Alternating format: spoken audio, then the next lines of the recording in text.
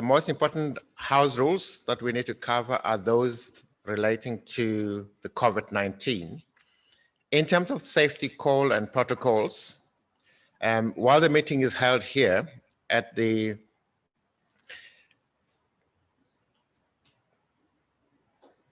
hotel, sorry, my apology, okay? Please note that the venue is certified and complies with the Tourism Business Council of South Africa and all the necessary protocols to avoid the spread of COVID-19. So as usual, as guests arrive, we do go through sanitization process and taking of the temperature. We also strongly recommend that delegates wear their masks throughout the conference. Yes, there will be the RT stations outside, and as we engage in that, so we need to also observe the minimum 1.5 meter distance at all times. And during breakfast and lunch, the venue will be cleaned, sanitized, and after the conference, it will be fogged using a mist. So we are safe to all the delegates that are attending live. Ladies and gentlemen, this morning we are handling a very interesting topic.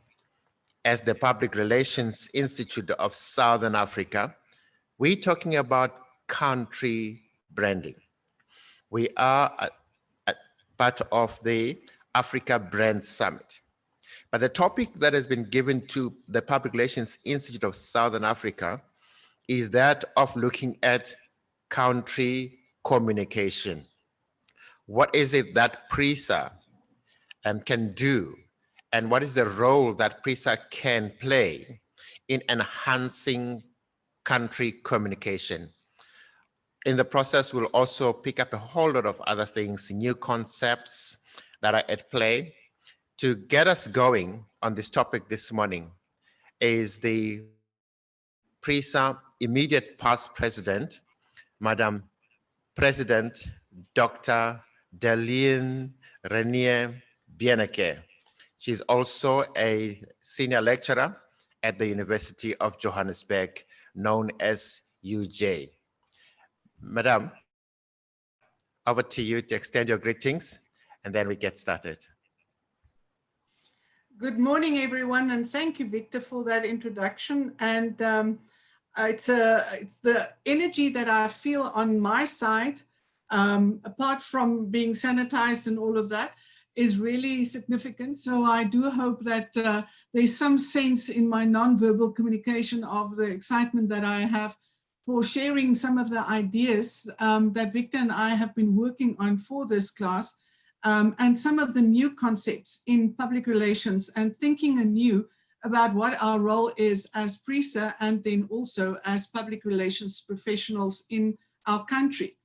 You know, the concepts that we are going to discuss is really going to juggle your mind, give you new opportunities to think about your role as a professional within the country and our countries of interests, such as Eswatini and Botswana, that we have our regional officers that joined us, and welcome to all of you as well. We do hope that we can you know, really do justice to implement and spread the word of the important role that public relations have to play in a country. So, Victor, I am going to jump right in, if that is okay with you. Good to go, Madam President. Lovely. Thank you so much. I'm glad we are doing this in the morning, because then we are all nice and fresh and have all our mental energy ready for really accepting and discussing these very important aspects. Now, the aim with this masterclass is really to develop and give a high-level approach to develop an integrated multidisciplinary framework to improve SA brand and our image, and to operationalize the positive narrative that we all know that is there. I know that we all have a good understanding of of what are some of the negative stories that's out there and narratives that's out there in the world about South Africa. And I often joke with my husband that if you want to find a crime story that, and there's a real seriously bad criminal in it, they nowadays decide to bring them to South Africa. It's not any of the South American countries anymore. They just bring them to South Africa, and there's a different story to be told. But we all know that that is not the true reality, and that there are many, many, many wonderful things that people are doing. And that's the stories, or the story that I'm looking for, and how we can actually enhance that and work as a collective in bringing that to the world, and in doing so, build a different image, both internally and externally, of our country. Now, some of the motivating factors that we thought to share with you today, and as background to this event, is that PRISA as such represents the creative industry who promotes South Africa. We therefore have this responsibility to provide input and influence the process of this promotion of our country. It is especially important during crisis situations. Now, we're all familiar with crisis communication and what the theory tells us and what our experiences tells us. But what is, for me, even more important is that we find a different way of understanding crises per se, and assure ourselves that there are other ways to deal with the crises. We also need to understand that there are, in the absence of proper information and valuable information, and that's not what we regard as communicators as valuable, but what our stakeholders regard as valuable and relevant to them. In the lack of that, that's where fake news and misinformation happens. And we all know how dangerous that is. We would also like to share with you the latest research around place branding, which is really looking at an integrated multidisciplinary approach. And the framework that we are going to use is that of Buhmann from 2017, on how the model that he developed to measure a country's image. And then lastly, we're going to look at applying, or I'm going to look at applying the network perspective, which is not your social media network or information brokerage, but actually a different, far more philosophical and far more general good that PR and our professionals should be delivering to the industry and to the country.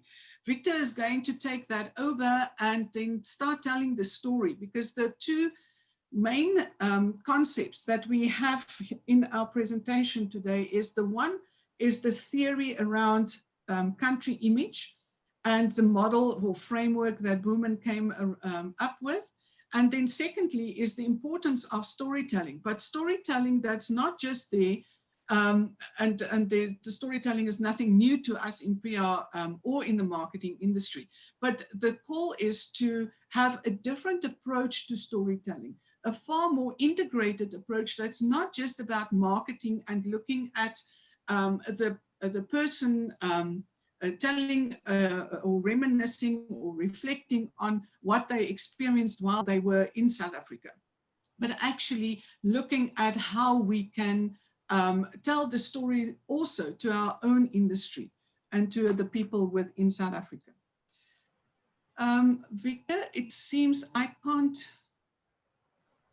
I can. I am lying. The main purpose and takeout of our presentation, as briefly alerted to just now, is then to understand the complexities of interconnectivity of the SA brand, the importance of finding synergy both internally and externally, the active role that organizations such as PRISA and its members can play, can have in country destination communication, and then network touch points. How do we harness our opportunities? The next section that I would like you to all, before we get to the next slide, I want to ask the audience, and especially those of you that we have the wonderful opportunity to of a chat function with our new facilities or our new online platforms.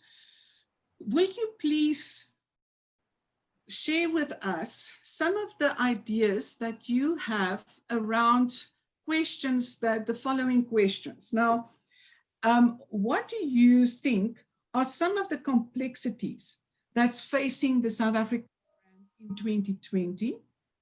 What are the factors affecting a country's image?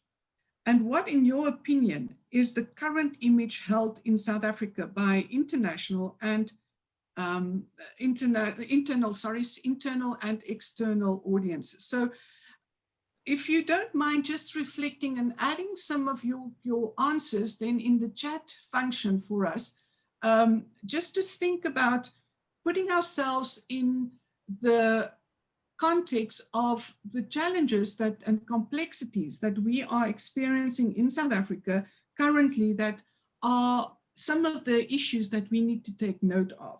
So if for your own country, Botswana and Eswatini, if you can reflect for us or for me and answer these questions, what are some of the complexities that you think are facing our countries in 2020? And then what are the factors, in your opinion, that influences our countries and its image? I'll give you a few minutes to just add some questions or answers for us in the chat before we go on to the next slide.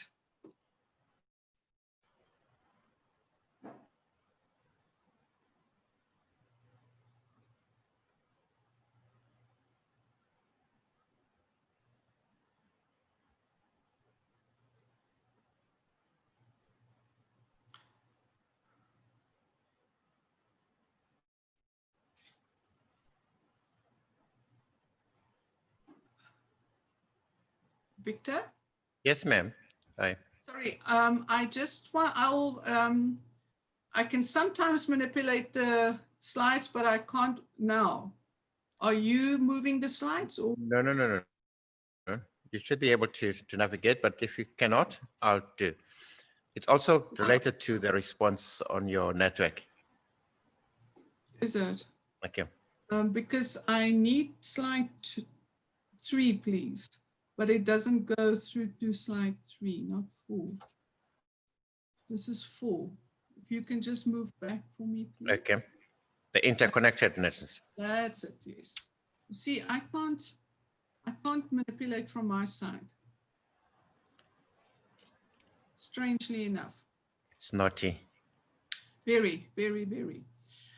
While people are thinking around the complexities that we are facing as countries and that we need to communicate to various audiences, I think the key point that I want to, or the message that I want to bring across is that we are in no means, and especially in today's time, and we saw that with COVID, there is no way that we are independent, isolated from the rest of the world. Now, Ingenhoff et al. And it's some of Buhmann's research partners said that countries are complex macro entities and many factors affect their country image.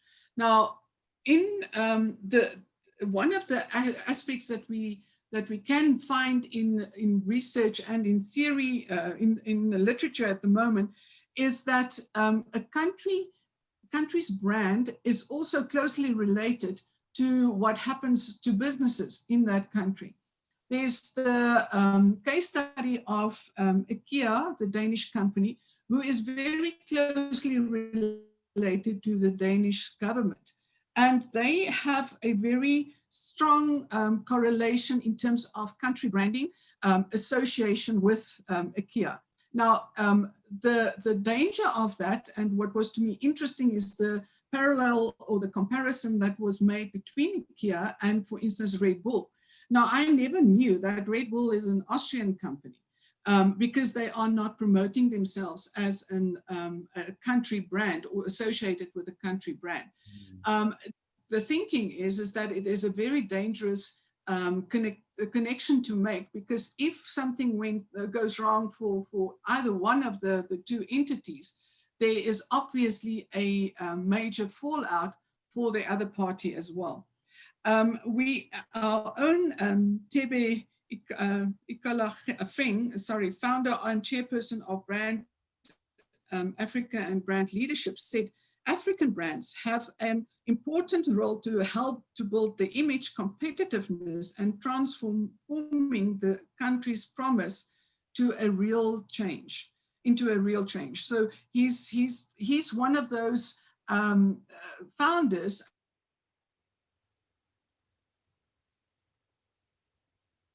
and one of those thought leaders who the interconnectivity that we have in countries and in business and on the continent of Africa.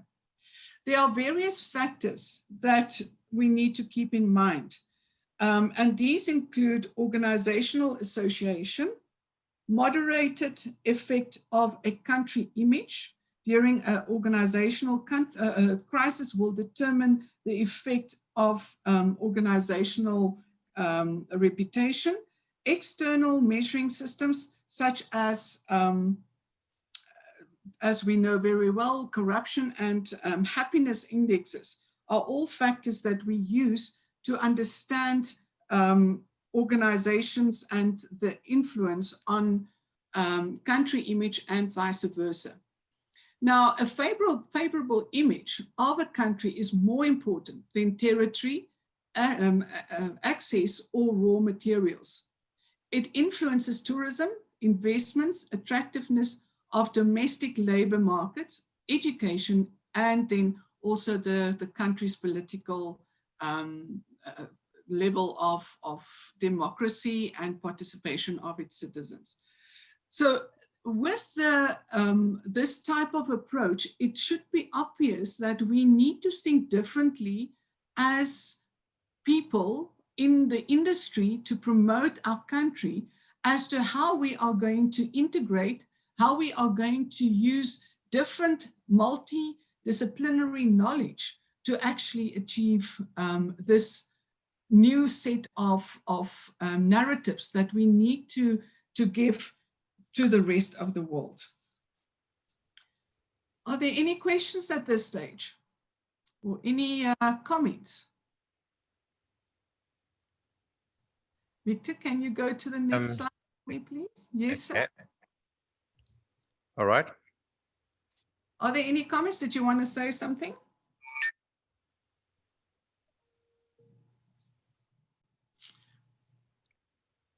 Good. I may need to switch off my camera or my video because it seems to be an unstable connection on my side. So please just alert me if there are connectivity issues and if it's not too clear on your side. So okay, now, we're good, madam. Is it fine, Vic? It's fine, ma'am. Good. So now the question arises as to how do we measure a country's image?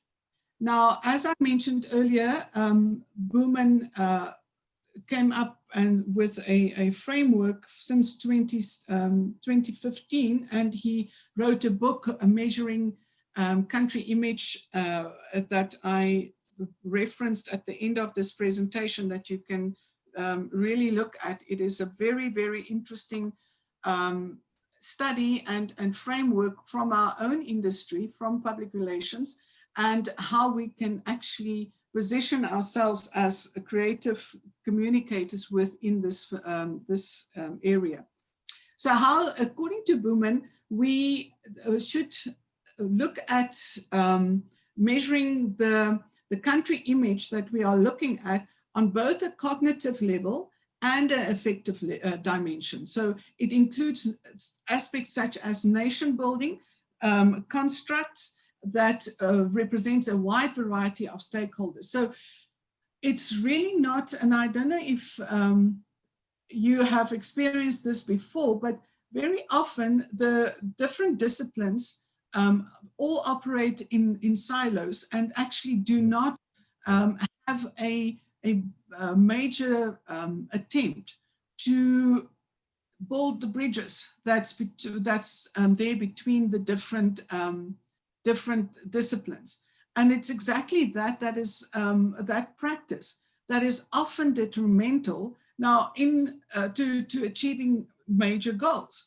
We're all familiar with the integrated communication network of model in understanding corporate communication. So what to me strange is that it is not also the way or the practice within industry when it comes to our country branding.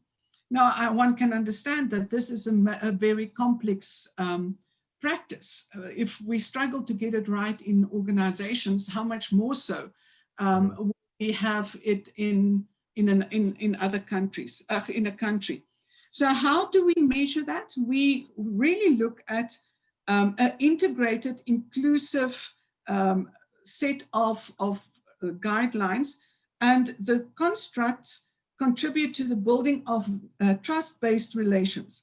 Now, relationship building is not new to us in public relations, but the trust that's associated with that is an ongoing quest.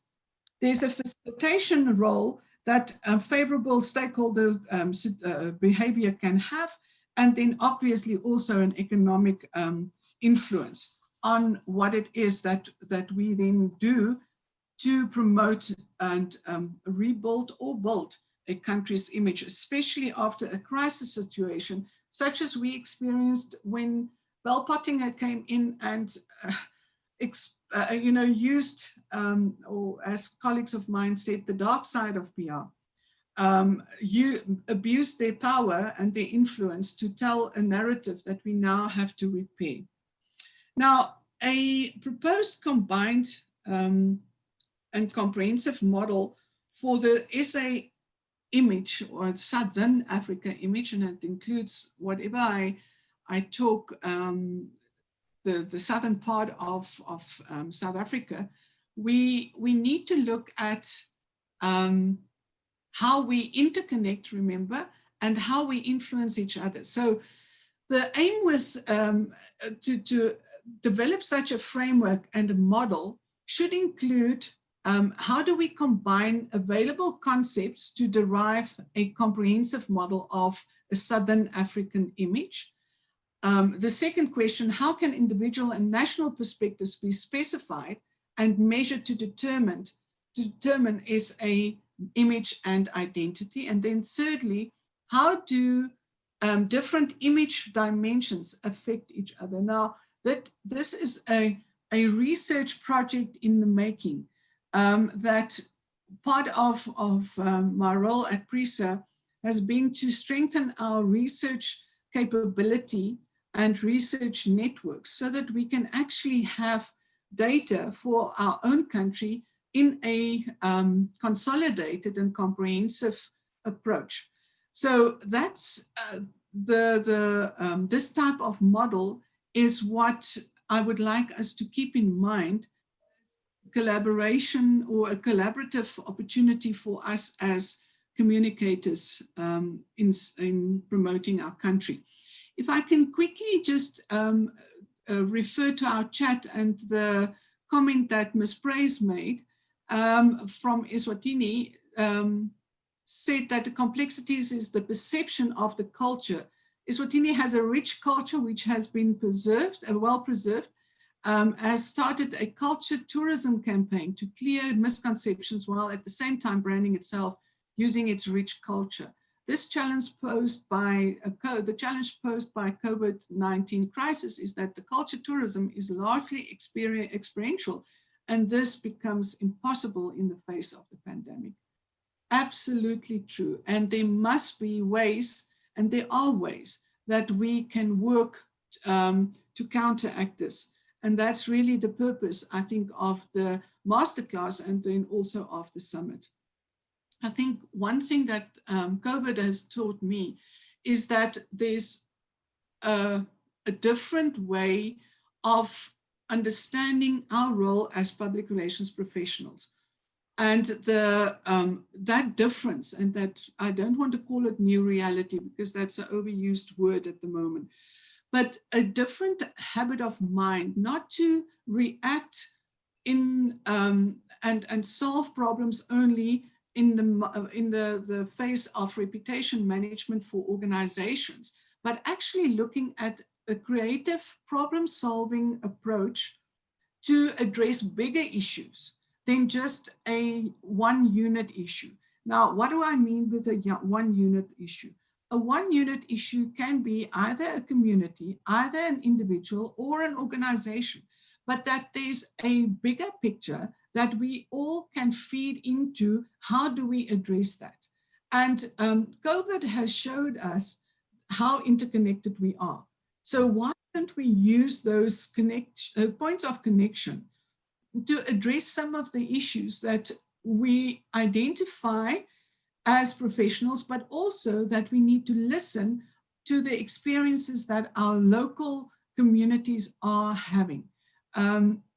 Victor and I are really involved in a much bigger project called the Network Perspective Grassroots Communication around health communication, but not, and started with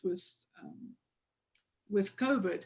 And what we have really come to realize with this is that there is a vast amount of opportunities for us to fulfill a connection and a role of which we're going to talk about later on, connecting the third that connects the rest. So a role that we as a public relations body of professionals can play to actually look at the communication both from organizational point of view and then from the grassroots and the people who really needs to really matter in terms of the decisions and the influence that they have on a country's image. Now, as I said earlier on, as PRISA, we are representing professionals who are actively promoting and positioning the country brand. Now, Ms. Praise, we are hopefully going to be able to find a possible set of ideas for you to investigate in answering your challenge that you have been faced with during COVID. The question then is, how do we address these issues within a crisis and post-crisis, and how can we benefit from this integrated multidisciplinary approach? Victor, can you move to the next slide for me, please? Okay.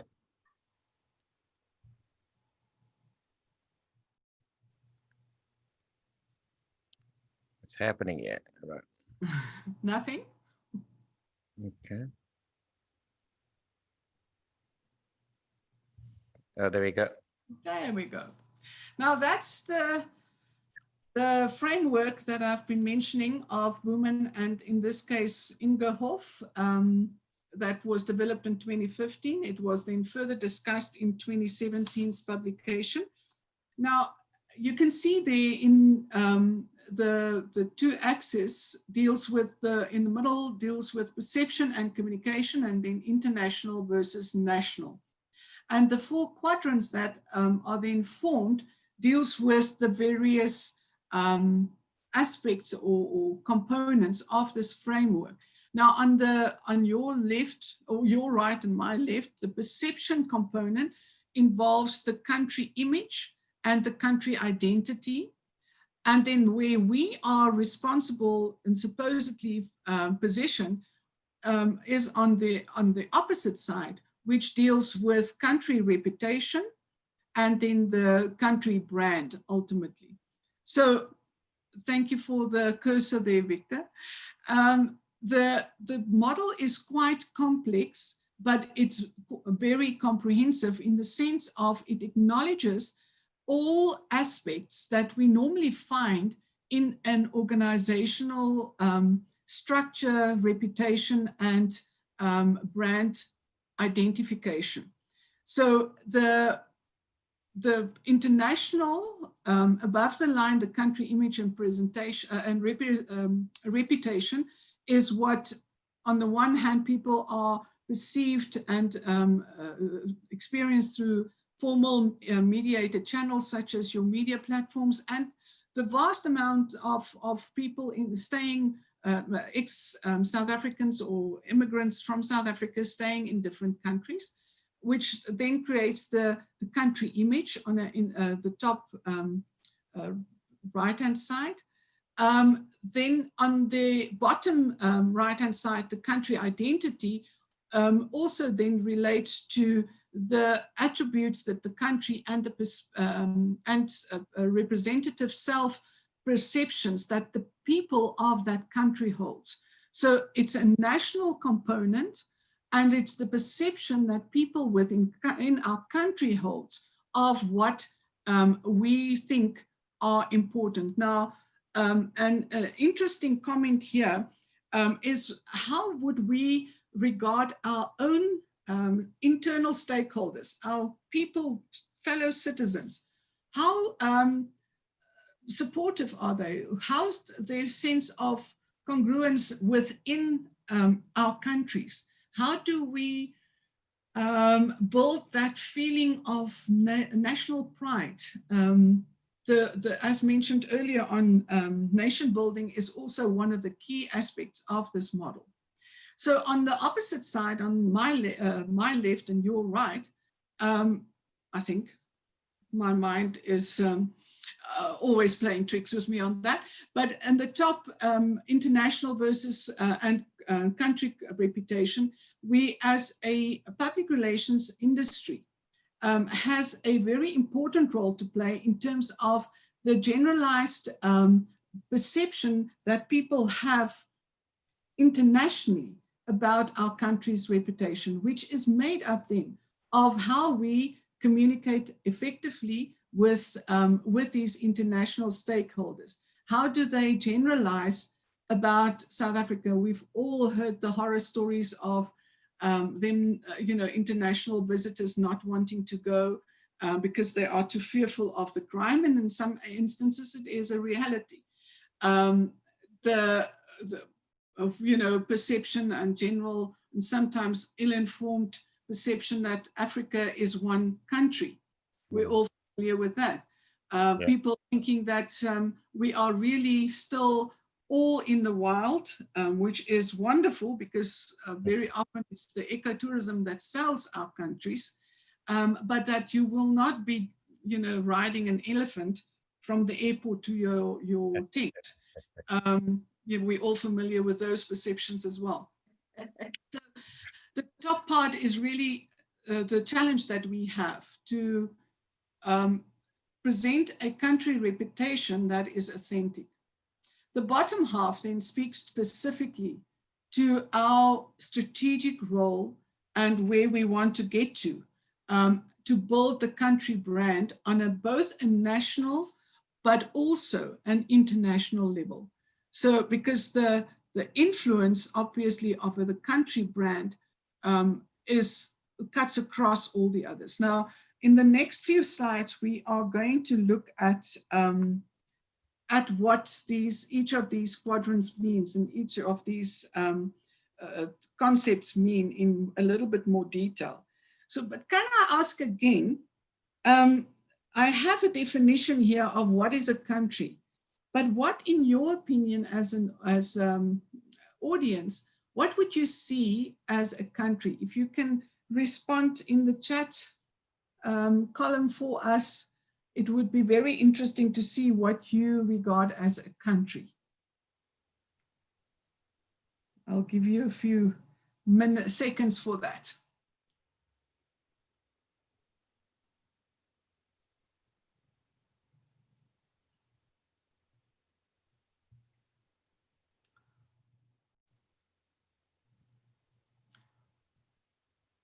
Vic, can I ask you, seeing that you have access to the mic on that side? Yes, ma'am. opinion, and cannot give the audience our definition of a country, but what is your understanding of a country? Sure. Country. Well, it's in the context of the global positioning, a country will be a place or a destination made up of a number of things, including people, culture, tradition, business, and a whole lot of other things that make up a combination that is more challenging to meet the expectations, because when you have people, you have culture, there's issues of communication, you have business, there are issues of relationships and dealings and economics and politics. Very complicated. Yeah. Absolutely. No, you're quite right. And if we just look back at what we designed or said earlier on, that Ingenhoff also defined a country as complex macro entities, and many factors affect the country's image. That already sets the scene for us as to what how we need to think the complexity of everything. And I'm glad to see our organizer, Solly. Welcome to our session. Thank you for joining us. And he is saying a country is a geographic political entity with borders, he also adds. Fully right and absolutely correct, Solly. That is one aspect of the definition. There's a definition from Smith, and Mpo also said he agrees with Mr. Sebeku, who said that a country to me is basically the people and the various attributes. Now, that's the interesting part of unpacking what are the attributes that represent our various countries, and how do we actually build onto those attributes in telling the narrative that we should be telling in representing our countries. Now, Smith said already in 87 that a country can be defined as a human collective consisting of 6 generic attributes. And here it goes. The 6 attributes: a distinct territory or a homeland. Some of you, Solly, you said borders. A common history and tradition. Interesting. A common history and a tradition. Do we see as South Africans ourselves as having a common history and common traditions? A domestic economy, a public culture, a set of common norms and values, as well as a sovereign political organization or state. There we speak to Solly's political entity. Hloni said that we have a branding point of view. A country is the core meaning of the colors on its flag. The flag defines what the country is and what it stands for. I fully agree, Hloni. The only question that I have is how often do we explain the symbolism in, for instance, in a color or in the colors that represent and that we use in our flags? Is that not a point where we can actually start with a brilliant story to be told as to what the flags mean of our countries and how they connect and what's the rich history behind them? But this definition of Smith is quite interesting, and it has a number of points that I would like us to look at critically in terms of the common history and tradition. I don't know anymore if that, and that is why old definitions need to be revived and revisited. I don't know if any country has a common history any longer. And if they can only claim that they have a common history with the globalization and migration between countries, how do we build new identities for the people who's currently in a country? Or do we say you are visiting my country as a tourist or a migrant or an immigrant, and therefore you need to adhere to what we have here? Or is there room for people to actually leave a part of themselves behind? And in doing so, we become a different, we develop a different set of history, a different set of norms, perhaps a better understanding of other people. We're all familiar with some countries where if you can't speak the language, you are not served. Is that necessarily the way that we want to promote our countries? Just a critical question that I have. Okay. Madam President, Yeah. Vusi Dlamini also made a contribution in as far as what makes a country. He says country is of particular importance in the country, actually its leadership. Very interesting. Very. Sorry, I missed that. I can't see it. I think I moved too fast. Oh, Vusi's comment is jumping on my side. That is so true. Leadership is essential and very important, but I'm going to throw another stone in the bush. If we are as a country responsible for each other, and remember my concept of interconnectivity and understanding the bigger picture, the part that we play as individuals, is it only the leadership that has this tremendous role to play in this major responsibility, or are they just one of the attributes that also influence the reputation of our country and our countries? So I absolutely agree with you, Vusi. The leadership is one of the key attributes and a attribute. But I think we need to broaden that leadership phenomena to also include other individuals. That's just my personal take on leadership. I really sometimes feel, for good and for bad, we are giving a lot of responsibility, but also a lot of clout to leaders, and then we have somebody else to blame, and we seldom look at ourselves and the role that we can play. But that's Madam President, if I were to comment here on leadership, yes. I know I will briefly touch on it, but when you look at successful countries like Rwanda, how it has emerged to be one of the best, it's mainly because of the leader and the leadership who practice true leadership by involving and engaging and communicating with stakeholders who walked their talk. So that makes the country stand out because of somebody who's very influential.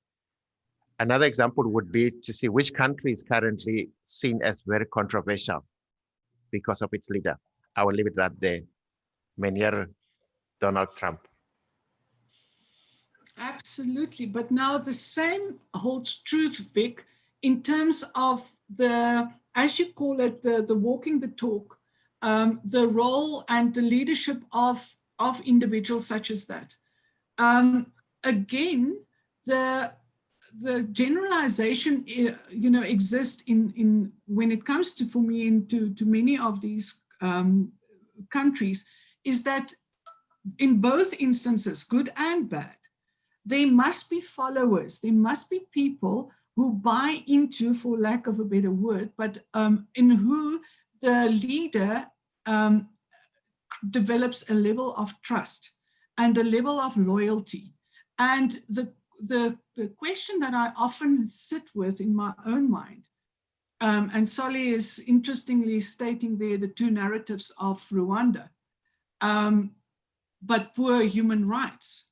So to what extent do we look at the one side of the story? How, what is to us important? A human rights and good leadership and economic growth, And are they mutually exclusive, or can they happen in the same context? Or do we look at only the leader setting the tone, or is there room for a collective leadership where we all take responsibility for the little role that we have in a country, and what then happens as a collective? So I hear what everyone is saying, and I appreciate the contributions. Solly says the two sides matter and shouldn't be mutually exclusive. Thank you, Solly. And Ms. Price agreed with Sibusiso, who all contribute through our actions and our stories as we tell them. Very true, Ms. Price. That's in line with what my thinking is around this. And hopefully you, ladies and gentlemen, can see that my aim is not with our presentation to come with ready-made recipes and say, this is what we need to do, and this is what we should do, and we need to adhere to these principles in communication, crisis communication, country branding, all of that. What to me is essential is that we present the different approaches and then operationalize. I do believe that we need to put some actions together following the summit. And I know Solly would like that as well, because we've discussed that at several meetings, that there need to be a way forward. A summit such as this has an ideal opportunity for us to actually present different takes on what it is that we as an organization, or as organizations, and then our collective within the summit, and then represented by the different countries, how we can actually action all of this. And that excites me. So over then to the different, just a brief discussion. And thank you, Vusi, for liking the Buhmann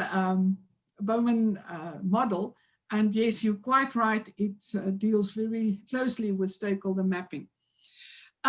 So what the first quadrant then is the country image. And what does that mean? A country image is a stakeholder's attitude towards the nation and its state.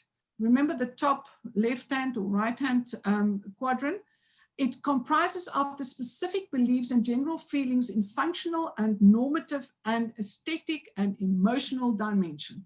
So how we see, what we think, what we believe of a country. It is a conceptualization of attitudinal construct. The country image can be seen as important antecedent of intended behavior.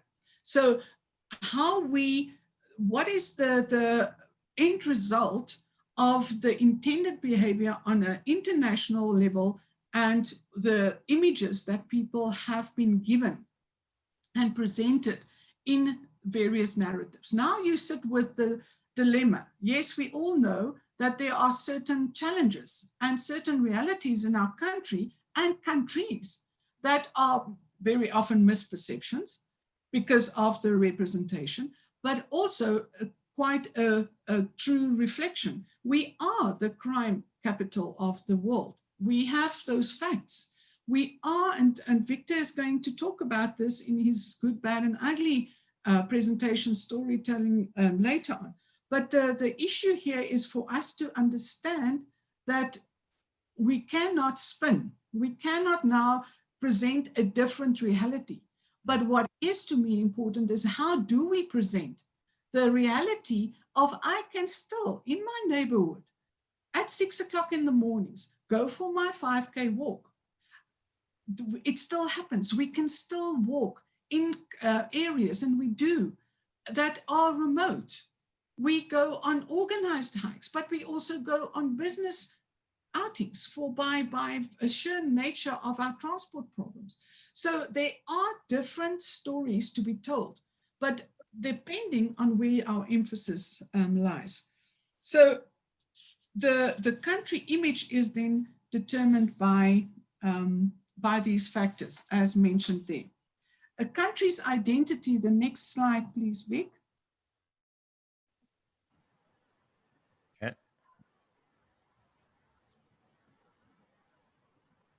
The country's identity is defined then as a cognitive judgments of the home country's social relations. So what are the social relations that we have in our country? Now, again, not the identity, the bottom quadrant of the national versus the perception quadrant. So it is what people, both internally and externally, internationally, how do they see the social relations in our country? Now there, I believe we have a lot to do. The concept that I spoke about earlier on, the tertius immungus, and I'm not sure if I pronounced, my Latin is non-existing, but the concept of the third connecting the rest comes into play here. How do we develop a nation that is proud of who we are and what we have to offer? How do we perceive ourselves? What are the images that we have? Now, I've listed the organizations such as #I'mStaying. Now, there's lots to be said about the hashtag movements and what they are trying to achieve. But what is to me essential from all of this, and that's really prominent, is that civil society organizes itself, and they need a leader sometimes, but it's very often an organic development to influence a country's identity, because they see that there are other realities than what they are actually presented with. There's a comment by Stimbiso who says, whilst there is probably are a lot of negatives in our countries, there are positives, and it's exactly that I'm referring to, Steve. The challenge that I have observed, he says, or she says, sorry, is that a nation, we tend to fuel the negative narratives instead of balancing both the negative and the positive. You cannot read my mind more. Victor will tell you of some of the really philosophical discussions that we had, and that was not even over a glass of red wine. We have a lot of work in the sense of the balance that we need to tell, the balanced story. Mpo said there's a lot of citizenry in our country, but a critical role is to build the image. It is important for communities to build onto what works and also to address social ills. Amen to that. Mpo, I think if we can really capitalize on those skills that communities have. And that's what excites me from our network project. The move away from public relations only dealing with the reputation of an organization to actually dealing with presenting stories and presenting realities of everyday life in our country. There's such a lot of wonderful stories to be told. And yes, people say, yeah, it's sunshine journalism, or it's a wrong reality, and we are ostriches if we subscribe to that kind of positive thinking. I do believe you change things by doing things right and not constantly only looking at the negative things, because the negative things are just going to stay negative and actually become more negative. You're not going to change them.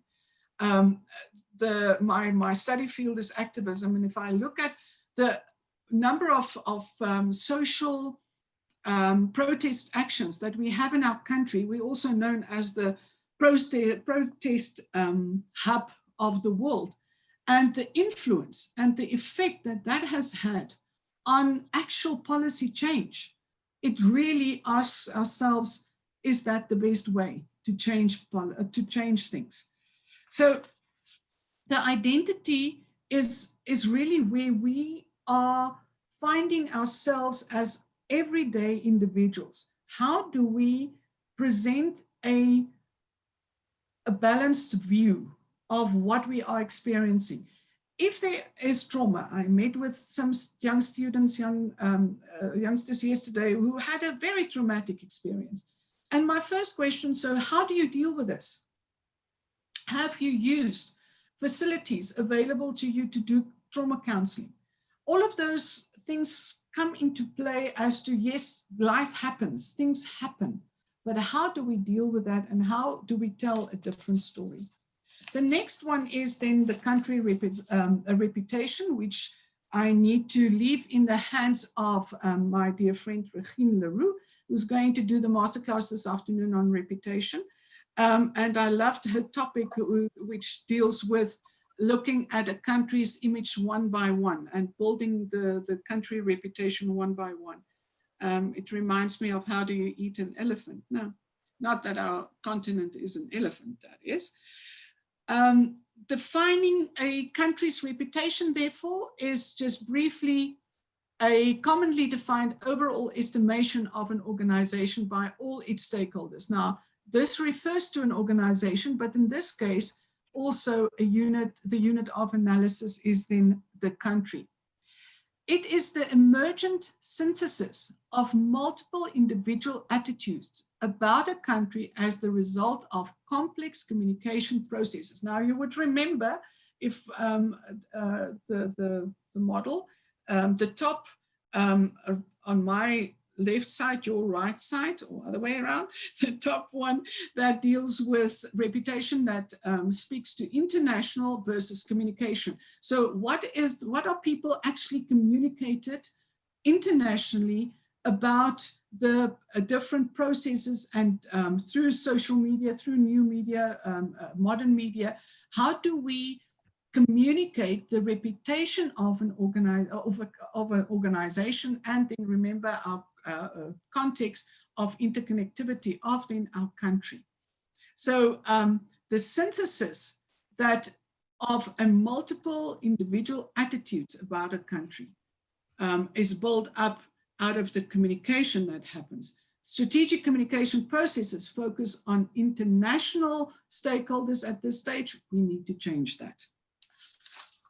The next quadrant then, the final one, is how do we define, just go back one, please, Vic. That's it.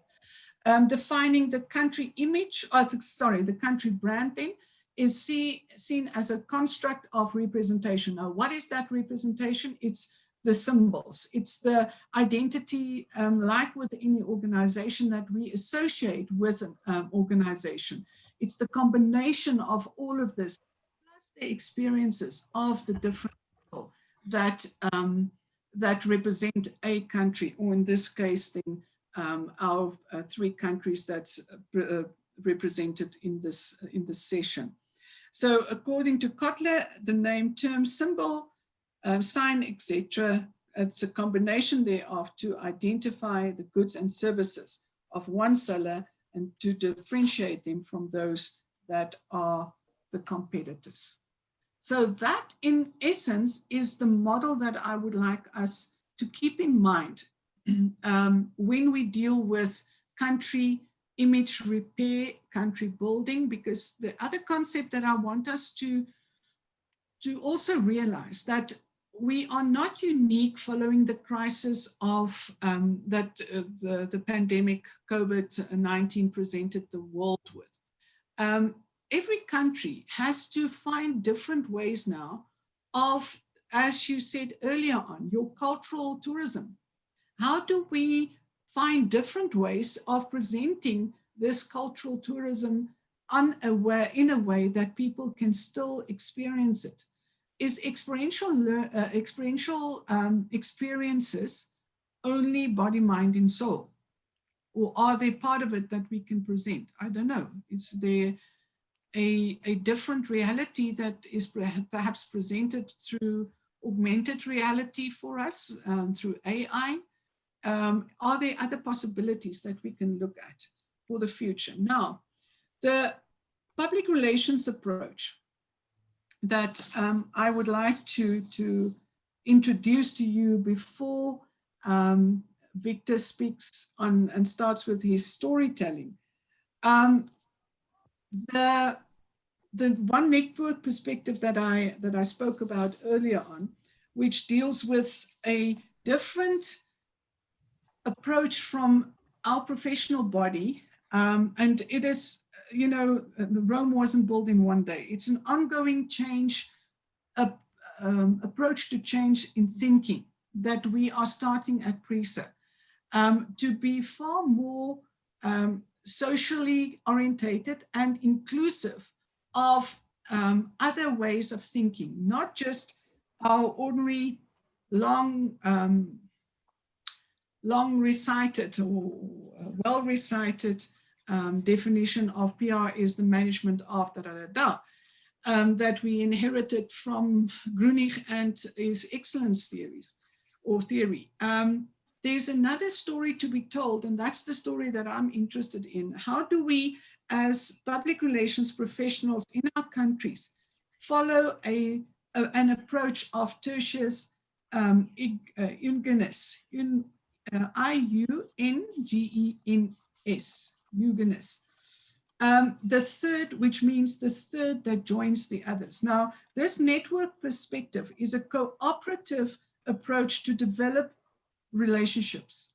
And there's a brilliant article that I refer to at the end of this presentation as well, that it lies outside of merely achieving organizational objectives, because my approach and my whole being states that we cannot just look at economic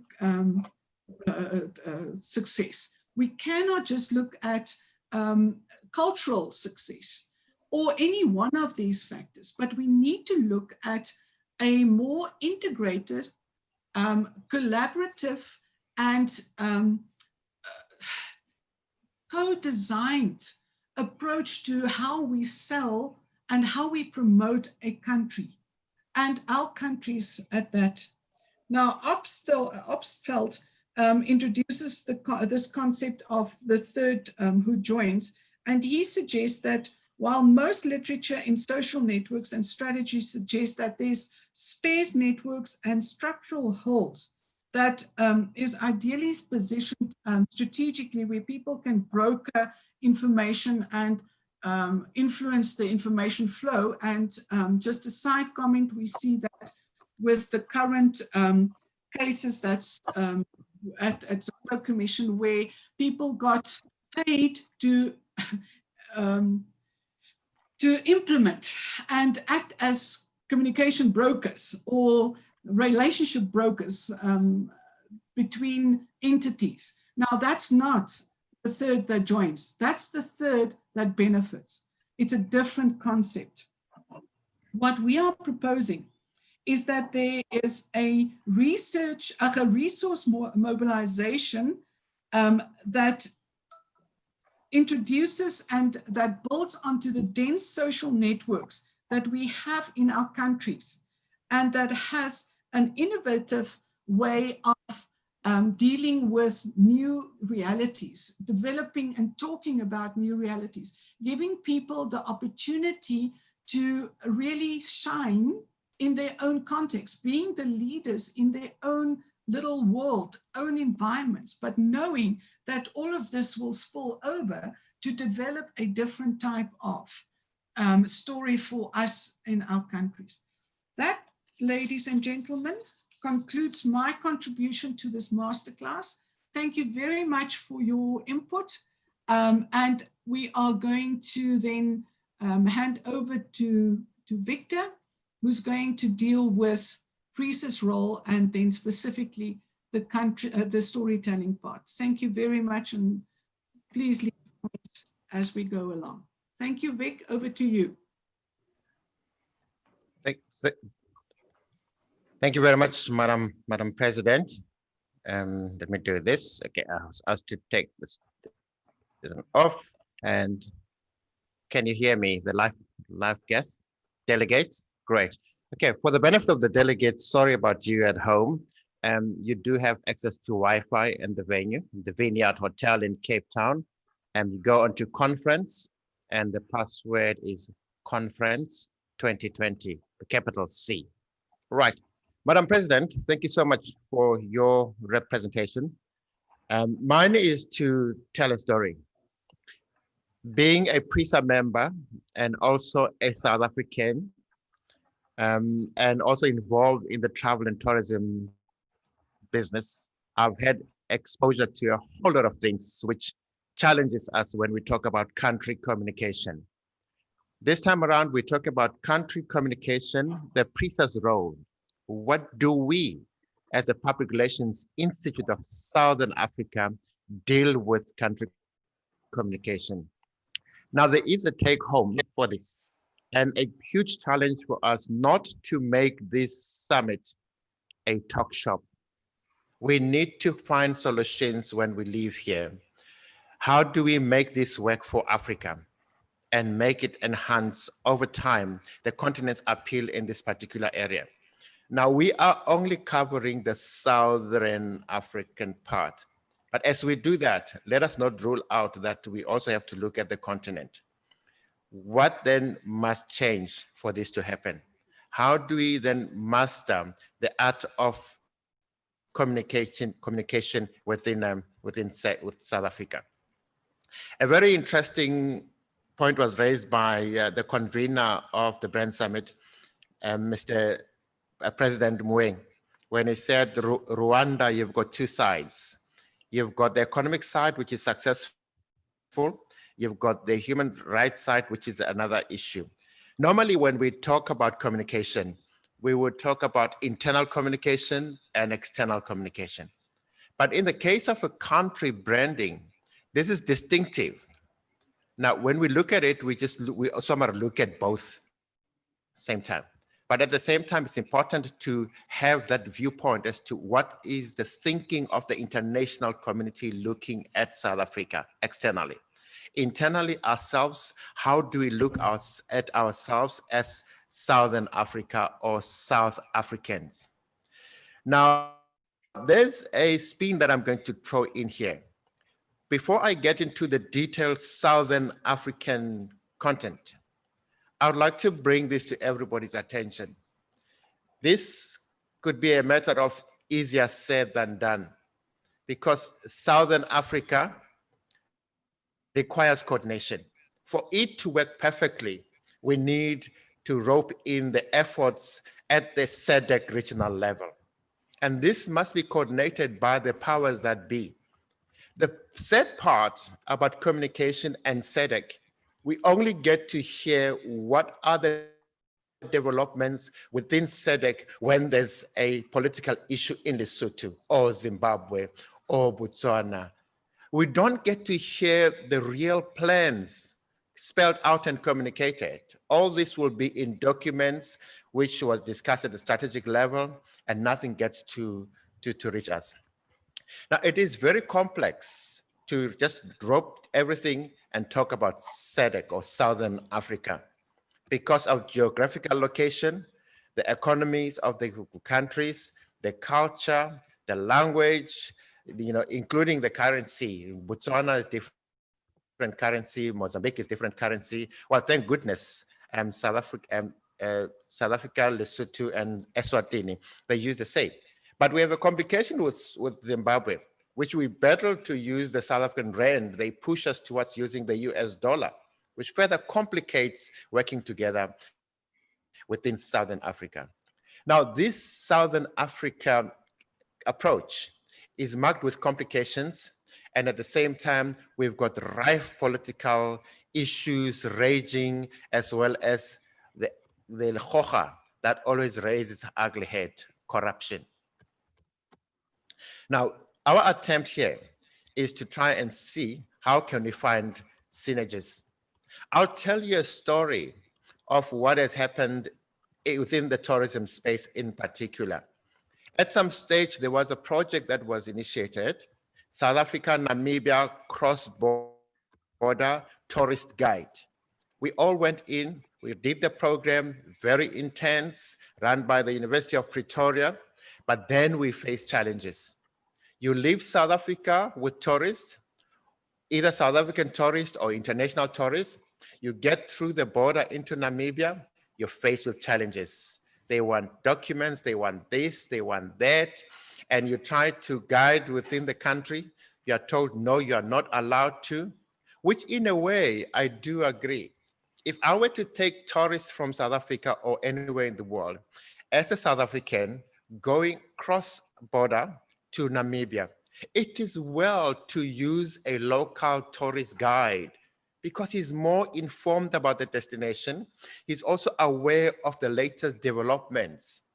If I were to take tourists to the museum, for an example, from South Africa, yes, I'll have to call and check if it's still operational, what are the fees? But if I use a local guide, it makes sense. This is where we need to start strengthening networks that Madam President was talking about and finding common ground in terms of how do we work together within Southern Africa. The next example is Mozambique. One of the hardest thing in exploring or touring Mozambique is you have to face the gruesome treatment at the border gates. It is so bad in such a way that it scares some of us who want to pursue cross-border tourism into Mozambique. But all these things, as they happen, with a strong element of corruption and ill treatment, because when you drive a GP car in Mozambique, that is an ATM. Now, for us as communicators, we need to start creating a platform with the networks that we have to even push to an extent of calling a summit and call in all the necessary stakeholders, be it police, be it army, be it tourism, be it economic sector or cluster or ministry, and address these things.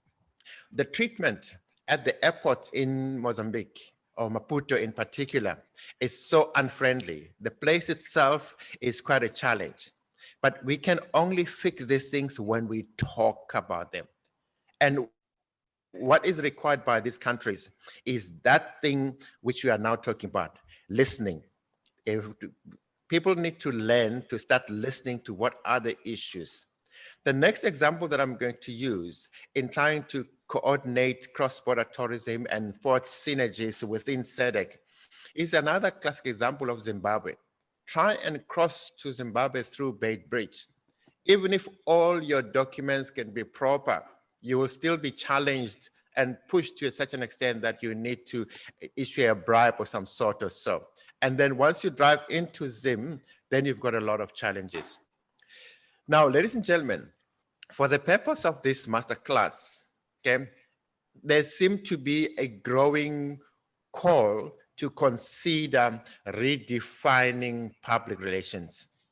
And the necessity to bring this is to start looking at the new concept of phenomenon, which we've been working on with the immediate past president, Madam President Bianeke, consultation and collaboration.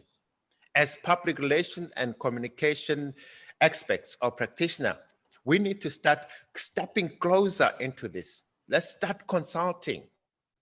What are the issues? What is that we need to do? How are we going to go about dealing with these issues? And then collaborate in addressing the challenges that we face. Now, I know I might be taking you back to school 101, that PRISA currently defines public relations as management through communication of perceptions between internal and external stakeholders. To a large extent, ladies and gentlemen, this needs to be reviewed. Management, yes, but how much management power do we have as public relations and communication practitioners? I also know that we've been fighting and I've been advocating for public relations practitioners to claim our space in the boardroom, but we can get a seat, but how much control do we have? Because you're still sitting with the big boys in there, and these big boys will try and push you. The C-suite becomes very uncomfortable. So for us to really step up in our practice, we need to start reconsidering how do we deal with this issue. The second thing is stakeholders. Yes, stakeholders is quite interesting. The Buhmann model is actually addressing stakeholders. how we need to look at stakeholders in the future. But for us, as PRISA, we've taken the stakeholders to another level. The stakeholders now are also referring to the networks. The networks that we have within the profession are amazing. In South Africa, for an example, all South African provinces have got PRISA structures. And what we've also done, we're now growing those structures as well. Classic example, in Cape Town, we've got Cape Town chapter, which is a region. But then we've got the Garden Route. That is where Mr. Sitembi Sosoyaya is based. Now, beyond South Africa, we've got Botswana, which is in attendance. We've got Namibia, which is in attendance. We've got Lesotho. We have Eswatini. We've pulled in relationships, and we helped revive ADERP Association in Mozambique, as well as working together with ZIPR, Zimbabwe Institute. Now, the stakeholders we're talking about now includes those structures. So for us to improve country communication and find synergies within SADC in particular, we need to be considerate of these networks because they work amazing. Now, if we were to briefly say, let us redefine public relations for the purpose of country branding, we're looking at nothing else as something we discussed with Madam President, that it will be nothing other than purposeful course towards meaningful decision in a complex context of a diverse country. Our countries are diverse. Even within SADC, as diverse as we may be, but the very same countries that form part of SADC are diverse in their own nature. Now, I don't mean to take you back to school now, but just a quick recap. If we talk about the brand, as a normal South African, and I try and talk about brand, for me, brand contains a number of things, but I'd like to pick up the few. The trade name. For us in South Africa, let's bring it closer. For us in South Africa, the trade name, South Africa, Msawawa, whatever other names that we call South Africa, but that's the name. And when you say South Africa, to a lot of people, wherever they are, it sends a message that this is a country. But then there's a lot that happens within that country, which we will unpack later on. The trademark. Somebody raised a very important thing. The flag is a trademark, but how often do we tell the stories of what the flag stands for? Yes, the person who came up with the colors may have just seen these beautiful colors, which are a symbol of what other countries' color schemes are. But our flag holds a very strong message. The red stands for the blood that was shed. The black stands for the people. The yellow, the wealth of the country. And how many times have we made attempts to try and unpack this and apply it in our real lives? South Africa as a production, as a product in tourism, what is it? We are known as the world in one because we've got such a beautiful country. Within South Africa, you experience a little bit of England, a little bit of Europe, a little bit of South America.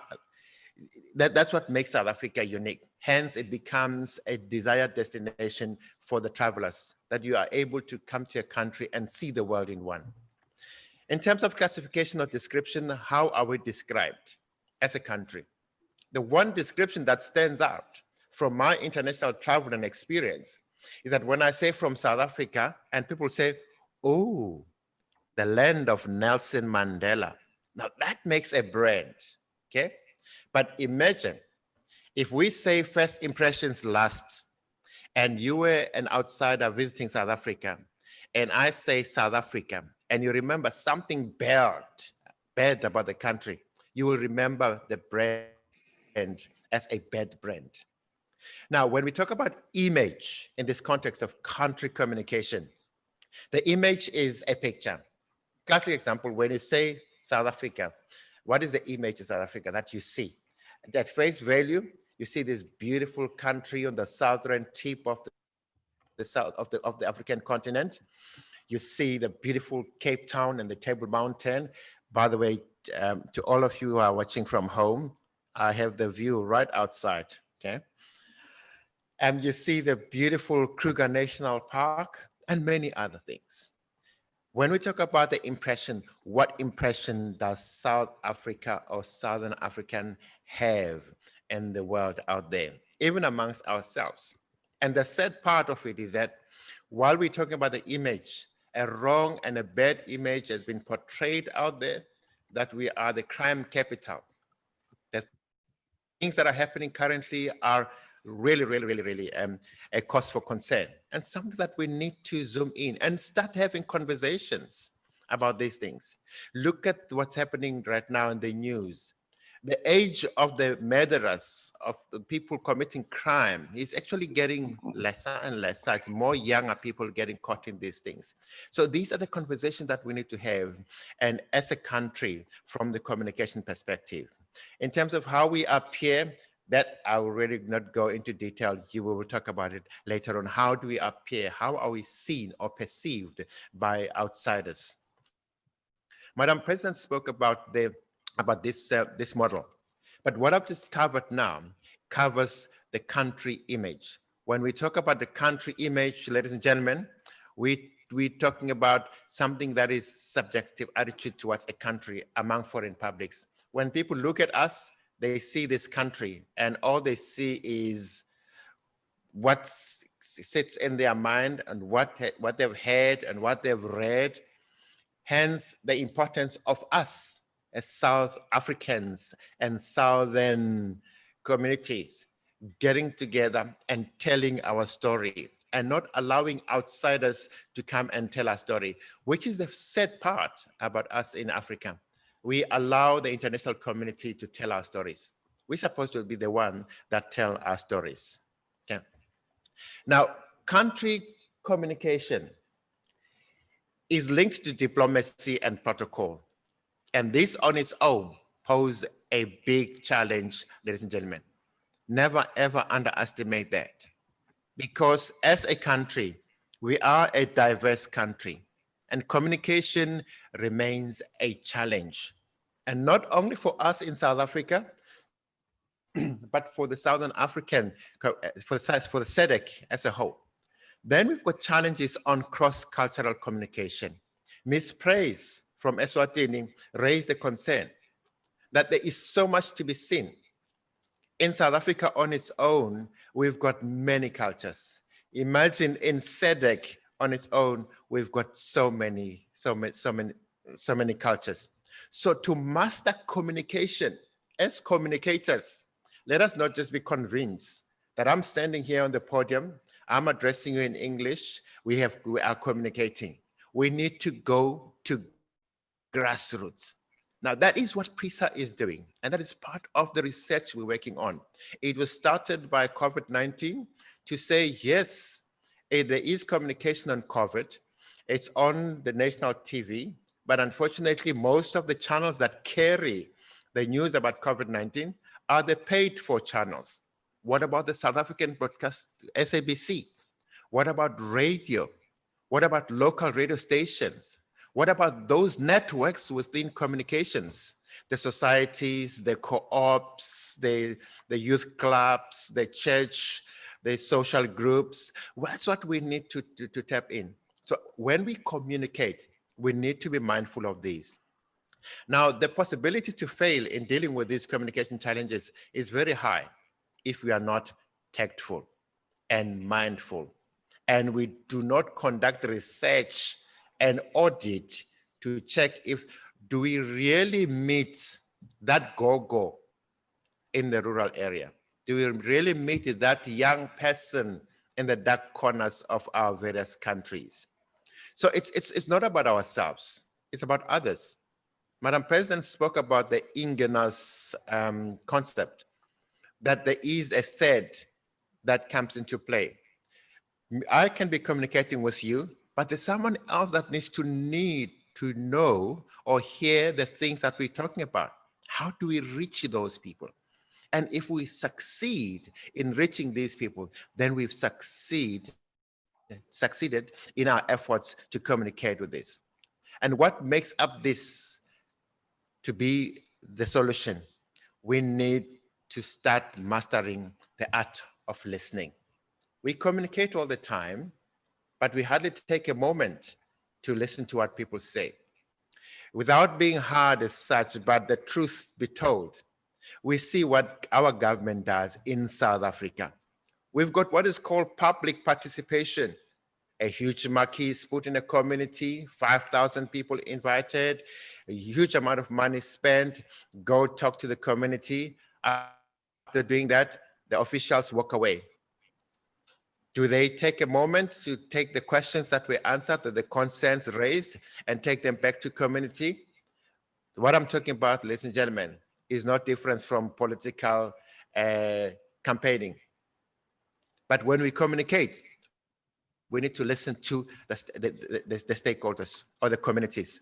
What is it that they need? How are we going to go about addressing this? Now, this aspect is talking to the country identity, the attributes of the country and the perceptive self-perceptions.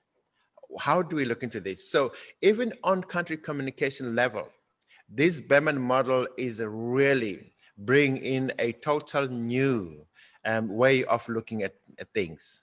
Okay. Now, how do we deal with communication? Okay. Sometimes we succeed, yes, sometimes not. Now, where we don't succeed, we need to go back to the drawing board and check. How often do we do communication audit, even as a country? Now, what we seem to see happening, you get the various tourism council and authorities and structures. They go do the marketing and communication at the World Tourism Organization, at the tourism Indaba. But what happens there? They will go there and they would put up presentations and slides. You know, have you watched one of those videos that tells you about South Africa? It gives you a nice aerial picture of South Africa. Then it shows you the end of the Big Five from the Kruger Park. Then it shows a lekker city in Jozi. It goes to Sandton, then it comes back. It hoists the Table Mountain. The Kappes data like that picture of, then it goes to Durban. It shows you the beautiful sandy beaches. But so much has been communicated. If you communicate too much, sometimes you are not communicating at all because you're confusing the person who you're communicating with. So to a large extent, country communication is linked to country branding. So in a country, you've got a combination. You've got a country, and then you've got a brand. Now, how we have to consider the pointers that determine or define what makes a brand. Now, this on its own is it's a big discussion that we need to have. But for the purpose of this particular masterclass, this is talking to the country brand quadrant on the national level. That is strategically communicated self-representations. We need to tell the stories. We need to promote ourselves. We must not wait for international marketing companies to come and fly helicopters and take pictures of our country and go flood the international community with that. We need to be able to do that. If we cut that to little chunks and start packaging it nicely, when we promote Cape Town or when we promote the Western Cape, there's a province. But let's zoom in. Let's promote Cape Town. Let's look at what is Cape Town. What is the culture? What is the vibe? What is happening? What's business? If we want to talk about the township, let's zoom in. Let's go into Khayelitsha. Let's go into Gugulethu. Let's tell those stories. Let's sell those destinations. Now, this enables us as a country to communicate who we are as a country, as well as a brand. What is it that we are best known for? Okay, the stories. Now, for the purpose of this masterclass as well, we need to ask ourselves questions. Maybe I can do what the president did as well, to ask for your input. Say, what makes a brand successful? Now that we know that South Africa is a country and a brand. But there's one thing that makes a brand unique. What is a brand in what makes a brand successful in your understanding? Making use of South Africa or Southern Africa in this instance. Okay. And secondly, what makes destination successful? What is it that makes a destination successful that people want to? When we were defining a country, my definition was that it's a destination made up of communities or diverse communities and business sector and culture, tradition, and politics, and the lots. So what are those elements or the attributes that contribute towards a successful destination? Okay. Then lastly, what makes communication successful? How do we have to communicate? Or what is it that we communicate to make a country communication a success? And I think with this, I can just I can sanitize my throat and just allow you 2 minutes to respond to these 3 questions. What makes a brand successful? And what makes destination successful? And lastly, what makes communication successful? Then we'll carry on with our presentation. I see we're still doing well for time. We've got 30 minutes allocated for Q&A. But you are most welcome to throw in your questions or your response to the current discussions on the chat. I'll ask Madam President to assist me with this one because I'm driving slides and to check the chat as well on her side. Are we all good, ladies and gentlemen? Mm-hmm. All good? Great.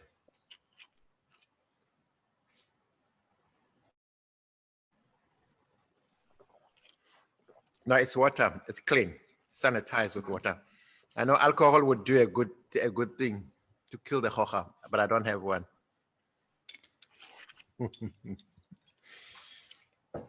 Okay. Are there any comments coming through, Madam Prez? Not that I've seen yet. Okay. Okay.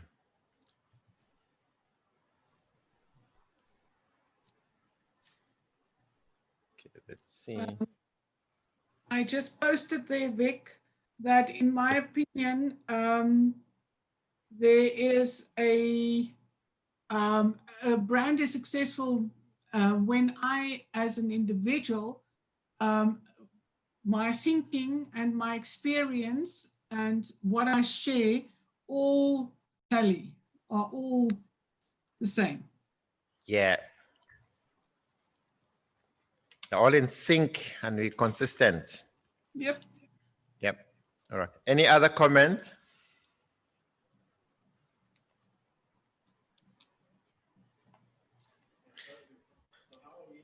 Okay, all right. We've got a gentleman in the audience. Okay, you can participate. You can come through, sir, and just stand here on the microphone. Just introduce yourself, and yeah, we're good to go. There you go. Just love technology. Okay, we've got a gentleman at the venue who's going to ask a question. Hi everyone. So my name is Lunqedo Njezula. I am from the South African Cities Network. I am head of governance and communications at the South African Cities Network. I'm also a PRISA member, by the way. I'm a chartered public relations practitioner, so in good standing, by the way. Oh yeah. Look, I think that for me, a brand is something that I associate with positivity. It's anything that makes me feel positive about, I think that the textbook definition will be a deep emotional connection. I think that sounds too academic, but it's just something that you identify with, that, that has a positive influence or positive impact on you, and therefore you really want to associate with. Or I think that's how, at a more elementary level, people view brands. Something that you identify with, you would want to be associated with in one way or the other, whether you use the brand I mean, in a case of a country, of course, it's about how you positively and emotionally connect with your own country. I mean, with South Africa, for example, it doesn't matter where you go. I think that's the, you will, I mean, when you travel, you in a way, always try and bring out the positive about your place, where you come from, because people will always ask you, what's good about your country, and I think we all have it in us, but obviously there's a lot happening, especially in our country, which sometimes diminishes the positive and accentuates the negative. But I think we remain with that. I think that spirit is innate in all of us. The positivity that we associate our countries with. Wow, thank you so much. Quite meaningful contribution made out there, right? Okay, all right. Let's carry on. Yes. Victor, Yes, ma'am. Mpo said in the comments that successful brands deliver on their promise. I agree with you, Mpo. I just sometimes wonder if we all know what the promise is that people are giving, or is it just a talk show, and we're not familiar with the promise of what they offer, or what they're supposed to offer. Yeah. So this is where communication comes in. This is where we come in as communicators. And this is where, once again, we need to get closer, because we tend to see marketing running ahead and doing things, leaving public relation and communication behind. We tend to see sales running ahead, selling and the country or the destination, and leaving populations behind. Remember, in our role as population and communication management, we deal with a whole lot of things. The stakeholder relations, the media liaison, the corporate social investment, all these elements need to be taken into consideration as we engage, because we are talking about the country. Now, the promise, the bigger chunk of promise is maybe carried by marketing.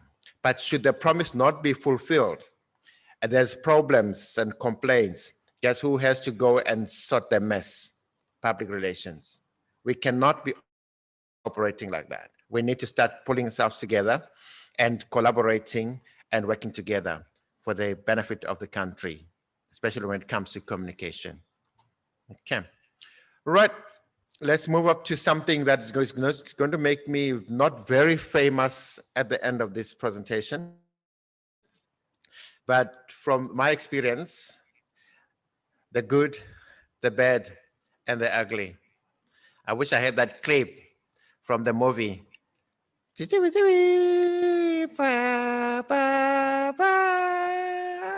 know the movie? Now, there are a lot of good things, sorry. In case of South Africa, for an example, now I know the first one is going to make me take some clap, but we need to tell the truth. One of the good things that has happened with South Africa as a destination is Nelson Mandela. Okay, much as it happened back then, but we are still to a certain extent respected.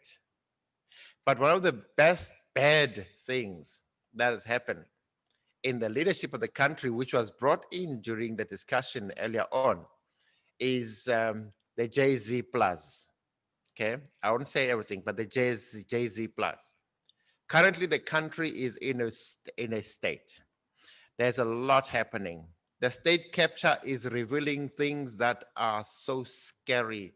And you ask yourself, do people ever sleep well at night if they are caught up in such things? Now, these things are bad. You may think they are light. I do a lot of traveling overseas, and you get to people and they start asking you, how's South Africa? Yes, they may ask you very strange questions such as, hey, how's Zimbabwe? How's DRC? Because they think this Africa is just a little thing. It's humongous. Now, you hear people ask you about Jacob Zuma. Ish. And when that question comes through, you need to be very tactful how you respond to that. We're all entitled to our own opinion. But as communicators, it then requires one to be very tactful in our response. Okay. The ugly part of the leadership is the state capture, which has really crippled the country. You know, part of the ongoing load shedding and a whole lot of things, closing of businesses or the coal mines, as a result of this, but I don't want to get into this. I just wanted to give you a high level idea of what is it that we are seeing. And if we tell our stories, we need to be mindful what story we're telling. Are you telling the good, the bad, and the ugly? But in the midst of it, you need to be able to balance the story you're telling and be able to respond accordingly. Because remember, part of telling the story also requires the listening, which forms a very important part. Then on the lighter note, the Springboks. Yeah, the Springboks is one of the good things that's happened to the country. We won the World Cup on our home soil. We won the World Cup outside South Africa. But then let's talk about the people who love sports when we travel everywhere and they ask you, from South Africa, Bafana Bafana. Our Bafana Bafana are really battling currently. You know, we have not qualified for any cup, so Africa and the World Cup and the WEX. So now these are the type of topics that people want to engage and talk about. And with tourism sector is an amazing one because you've got a different type of tourists. Some people tour the country because of stories they've heard. Some people tour the story because they follow certain trends in the country. Then the good, South Africa, a perfect honeymoon destination, especially Cape Town where I am right now. Beautiful destination, beautiful properties. If you really want top class at the honeymoon destination, Cape Town is the place. But if you want to experience a little bit of wildlife and rugged and rough and tumble, you go out to the Kruger National Park. But what has happened with South Africa, which has put us on the bed, it has become so evident that even a person can think of South Africa as a perfect spot to commit crime. That makes us, put us on the list of as a crime capital. You know, remember the case of Divani, the premeditated murder, which what makes South Africa ugly. That if anybody can think, if I can go to South Africa and murder somebody, it won't be traced because it is the in thing, it's the culture, it's the, you know, that's how they live anyway. So that won't be traced. No, that's the ugly part. The good part, democracy. Beautiful democracy we have.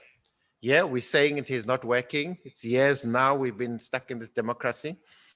But what is the bad that's happening? Do we see the cooperation and the respect that this democracy deserves in Parliament? Parliament has turned into some circus of some sort. And what does it do in terms of the ugly part of it? It delays the implementation of policies. It's an absolute waste of time, even for politicians, to take time to go and attend the Parliament sessions. Now, these are part of the things that makes us part of the clowns, if I may to put it that way, or the Popeyes, or part of what makes people, you know, relax and laugh about. You know, it used to happen in England back in the days, and they would jump chairs and give each other like a fist. Then the last one that I'd like to bring to your attention is medical tourism. South Africa is a perfect destination for medical tourism because not only people come here for their procedures, but they've got enough and beautiful destinations for them to go and recuperate. After having gone through a medical procedure, you want to rest. And you can go to Hermanus, you can go tour the garden route, or you can go to Sun City in Northwest, or you can go to the Kruger National Park and relax and recover. So you've got a combination of the two. But what is the bad? The rate of unsuccessful procedures or operations that are currently taking place in South Africa does not make us a real good reputation, a country with a good reputation when it comes to medical practices, because you don't know whether some of the doctors that are conducting these, are they fully qualified or what? Or it could be just no common mistakes. But we need to be very careful how we deal with these things, okay? Now we end up with the legal suites, and the doctors having to go through scrutiny, and some of them running the risk of losing their licenses. So these are the stories that when we tell, and when we travel, you interact with people from outside. Even the tourists that come to South Africa, you know, part of what I do in my spare time, which is my business, is I'm a registered tourist guide. So I get asked these questions, and never ever think that tourists come to a country without doing some research or reading. They read about these things, then they come and they ask you a question to verify. So you need to know your story. So as we tell our stories, we need at the same time to start correcting the perceptions that people may have about us. So we live in a diversified world, ladies and gentlemen. Let me run now, okay? For us to relay the messages to others, we have to face a reality of cultural diplomacy. How do we deal with each other? How do we address each other? And cultural diplomacy is when we can speak to others without being rejected or rejecting others, okay? And cultural diplomacy is a success in different types of communication linked to other cultures and countries likewise. So through PRISA, we've managed to put together an amazing networks. As I said to you earlier on, that within the 9 provinces in South Africa, we've got regional structures. Beyond the South African borders, where PRISA is part of, we've got Botswana, we've got Namibia, we've got Lesotho, we've got Eswatini. Now, through those platforms, because we're talking to groups based in those areas, even communication in this regard is taken on a different note. I'll make a classic example. When I address the leadership of PRISA in Eswatini, I would refer to the chairperson as Babe Luponvo, because that's how they're addressed, you know. And if I refer to the chairperson of PRISA Botswana, I would say Re. And that on its own reaches a very special place in the people in the community. Even the members themselves have a way of dealing with this. Now, one of the success formulas that we've put together as PRISA is to also start to strive towards making the regional structures unique in their own right. If PRISA Western Cape Town chapter deals with issues or communicate in a particular manner, let it be unique to the PRISA Cape Town.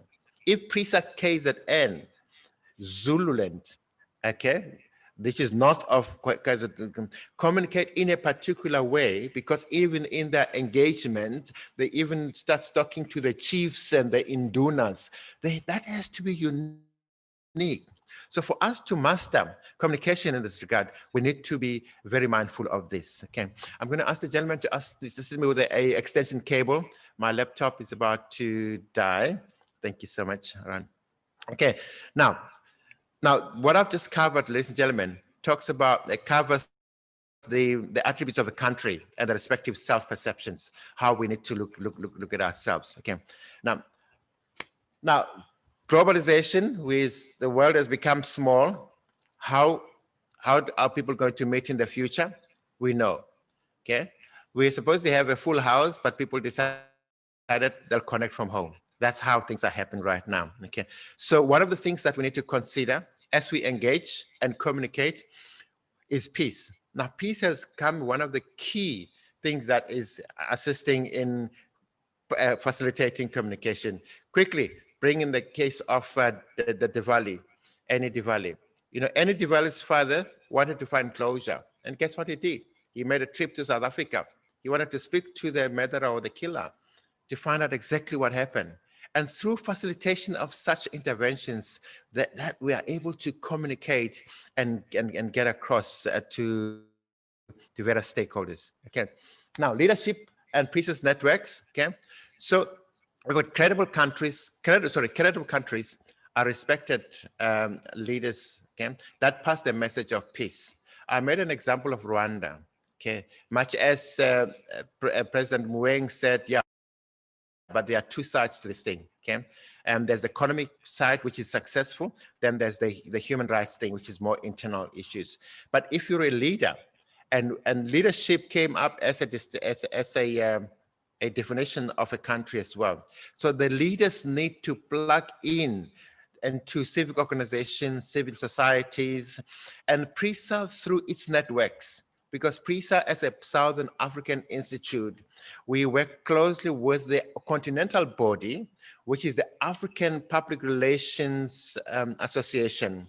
Now, we have one of the members, which is BCW, which is a consultancy firm which does business with the rest of the African continent.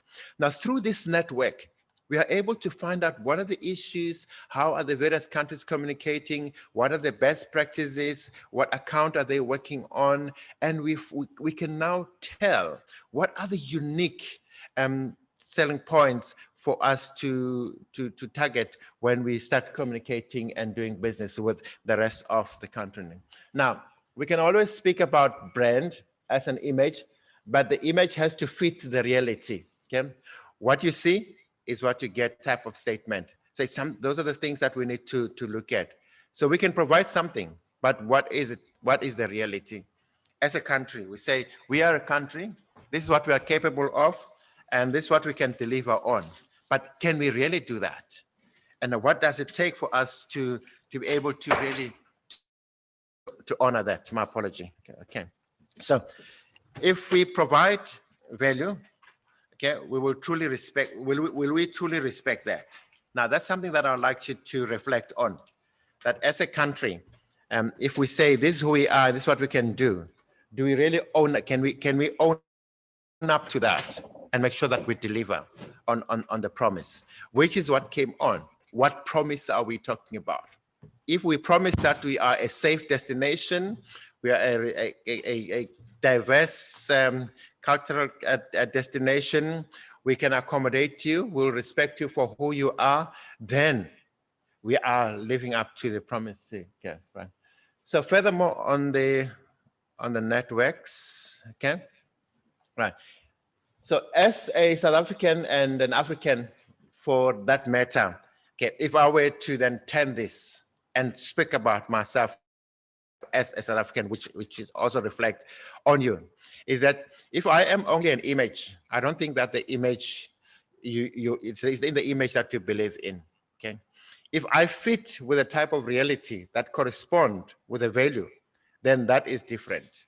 When you look at me standing here talking to you, wearing a tie, okay, this black man with black glasses on and flower on my head, okay, is that what you see, a gentleman? But behind this tie, there might be something else, okay? If the moment I start communicating, then things start changing.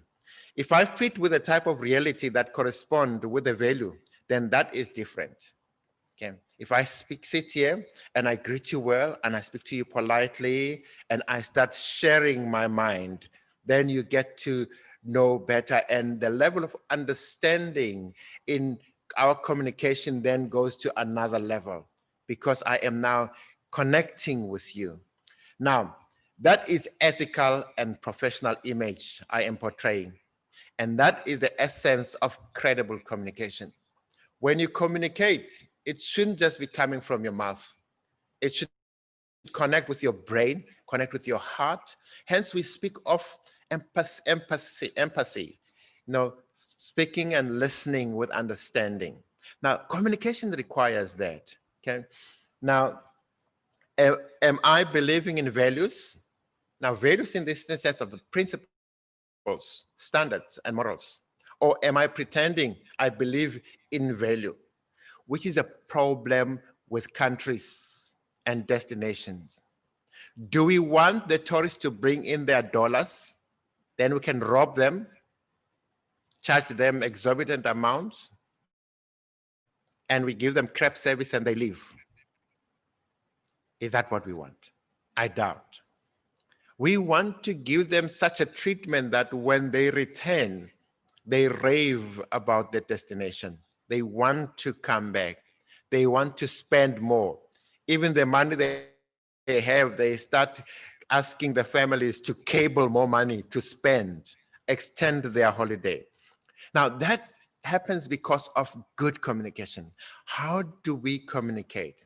And this can easily start from the person at the airport. When the international tourist arrives, lands at the airport, when they go collect their bag is safe, it hasn't been broken into. When they leave the upper terminals, they get into the car, whatever transfer business, they are transferred in the most stylish manner. When they arrive at the hotel, they're well received, they're given this reception. When I pick them up the following morning to take them for a tour, I give them the professional service. Now that is value. Now communication is not only through spoken word, but it's through action as well. What do we do and how do we do that? So we don't want to create a situation where tourists arrive and they spend their money and they leave. And when it comes to tourism, one of my passion is to offer exactly the same quality of service for local South Africans, because there is this thinking that I must give the international tourists the best service. No, we should do this here, and charity begins at home. So ladies and gentlemen, this is totally different because it makes the difference between image and reality. So what we see, what we portray, and reality is something that must work together. Now, another answer to that question is, if this is not happening, brand is just an image, and we don't need images today because we have enough. I don't have to go to England. I don't have to go to France. I can go on the net and search for pictures and look at the pictures and download videos. Yeah. There are magazines, although are fast dying. There's Instagram. A person visiting France can take pictures and download them. I can see them. There's Facebook, where we can see all these activities. But what is it that makes country communication work best? Is when you have the first-hand experience by visiting the destination. Towards my closure, ladies and gentlemen, currently the networks that we have as PRISA to improve communication in the context of a country per se, within SADC nogal, is that within SADC we've got 11 countries which are part of PRISA. Okay, in South Africa we've got the 9 provinces, okay, which add up to the 11. And then we are now growing the networks by moving into districts, taking the profession to grassroots, and also engaging the grassroots in the communication. So the importance of communication is that everything is linked to communication. Okay, if this does not work, then everything fails. Okay, so this depends on our own communication strategy. What strategies do we have as a country? Okay, we cannot become another country. We cannot adapt. We cannot change. We can extend the limits. Right. So who are we? We are what we are as a destination. So we need to live up to that. We need to tell our stories the way they are, and we need to be tactful in telling the stories and maintain the good brand and the image. Okay, I've touched a bit on this modernization and globalization, and the example that I wanted to make here is that much as it is important for us to understand what are the limits of extensive way of adapting. You know, look at classic example, China, for example. We get a lot of Chinese in South Africa as tourists. We used to, okay? And yeah, I wonder if we will get lots anytime soon, right? But when Chinese are here, they want a Chinese-speaking tourist guide. When we go to Thailand, they have their own tourist guide in Phuket, for example. It will be somebody who is trying to speak their local language, but they will be speaking it differently. I remember when we did our Phuket tour last year, this tourist guide said, yeah, we will be chopping, we'll be chopping and chopping, meaning that the boat is going to go through some real turbulences such. And my wife was excited, thinking that we will be going shopping, you know. So, but what do we do as South Africans? If somebody tries to communicate and communicates in a strange way, we start criticizing them. They cannot speak properly. Ah, my brother, how can you say a person cannot speak well? If a person is made to speak like that and it's an accent, you just have to understand. So there's a lot in a modernized world and globalized world. So we need to be able to adapt and be able to communicate effectively despite the circumstances that surround that. So in conclusion, ladies and gentlemen, sometimes we are perceived strong and positive to such an extent that such perceptions does not fit the description of the reality. Now, once again, talking to the big guns who spend millions marketing and promoting the country overseas at the world platform. But when it comes to real practicality and giving such service, we are unable to because of lack of communication. So this may mean we have to redefine ourselves all the time. We have to adapt to the world and to make mistakes we make or have made. So if we've made any mistake, let us correct it. But let us not expose ourselves to such an extent that we allow the likes of the brand South Africa and the SA tourism and everybody else going out to promote the country and tell a whole lot of things that are confusing without mastering how are we going to address them when those things hit back. This is a topic that would have taken us the whole day, but I've just had an hour to go through this. Very exciting, very next to my heart in terms of how do we communicate as a country. So there's a lot of challenges. And for us in the public relations and communication management space, we need to master the art of communication. As we master that, we need to listen properly and understand what are the issues or what is it that the various stakeholders need in our community. And as we do that, let us not forget the grassroots, the mamas and the gogos and the young people out there. Even within our organization that we serve, your customers are all over.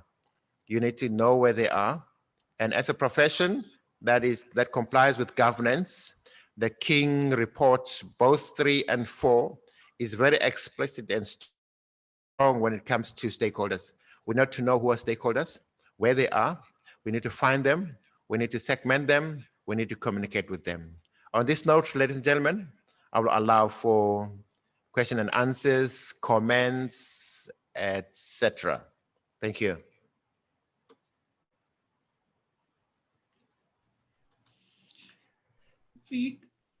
Madam President.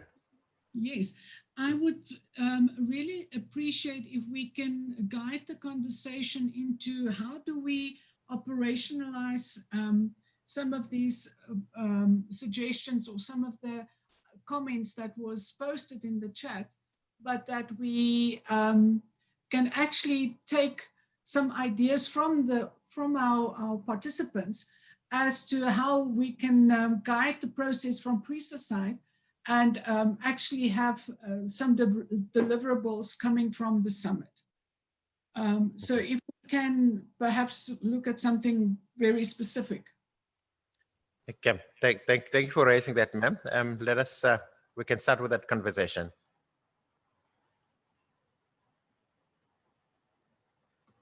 Okay. Okay. This session has been recorded as well, so we will share the link for you to have access to that. Okay, but let's start this conversation. So far, we've got the PRISA structures or regional networks, which we can plug in, but then we need to now start unpacking the country communication component and a need to review the description of public relations when it comes to country. Can I ask, how would people actually, our colleagues, how would you suggest we implement the principle of tertius ingenius which means the third, which is us, public relations, joining people that are or networks that are unconnected. So how can we implement that as a profession?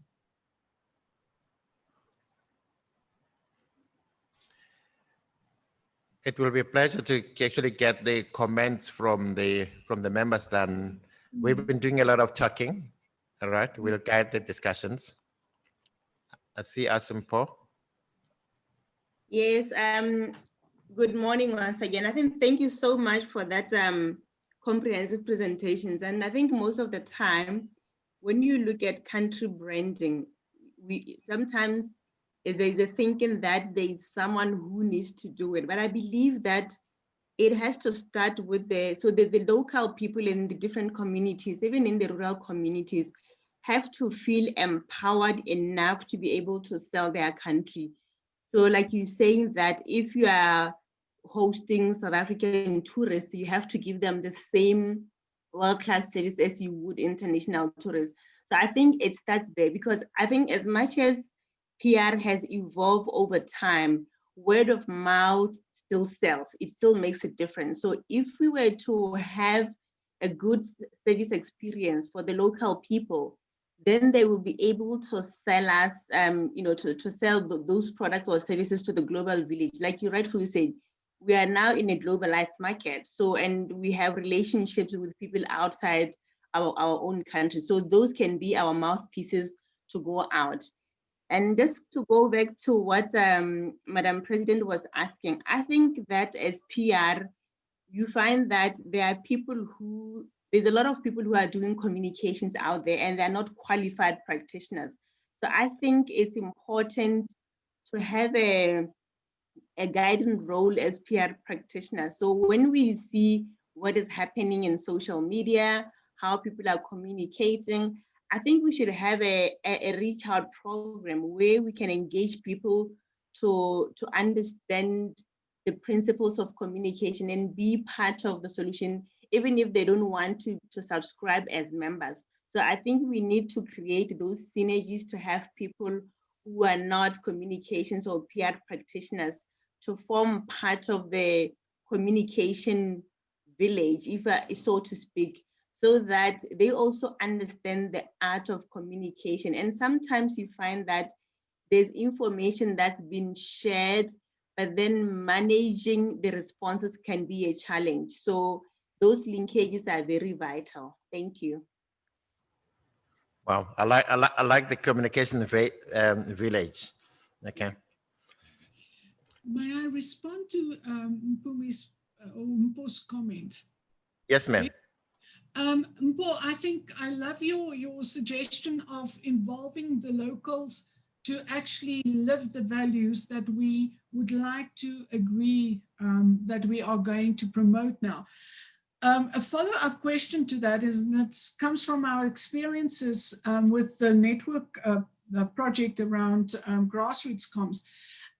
To identify those individuals in local communities is not such an easy task.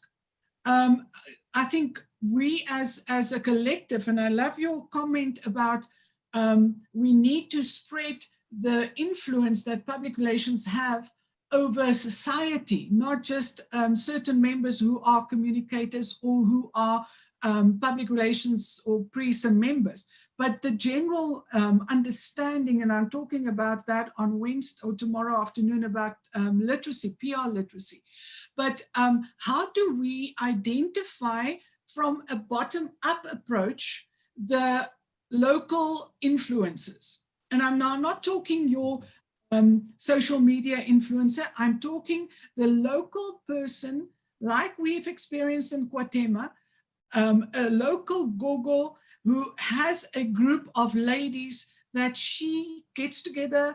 It's an informal group, but they have lots of projects and influence in that community.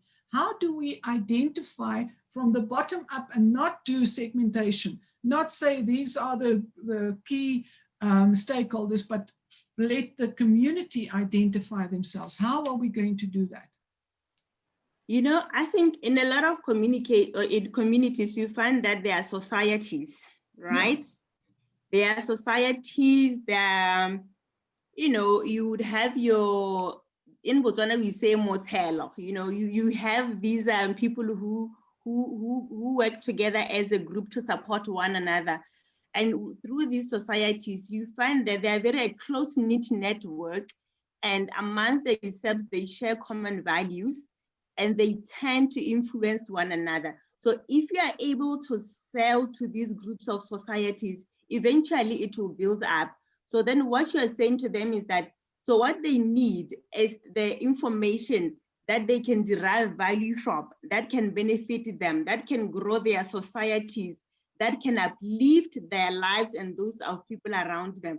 So once you are able to understand how these societies function, and you are able to find a way to try share information with them, it can go a long way, because they run effective networking sessions, because they support each other, and they believe that when they work together, they are for the benefit of everybody else within that society. Beautiful. Wow. No, that's Yeah. a Beautiful lovely, one. lovely suggestion. Okay. Yeah. We have another comment from Regine. Morning, everyone. Can you hear me? I don't know if the microphone seems to be on. Morning, everyone, and a great session, President Victor and President Renee.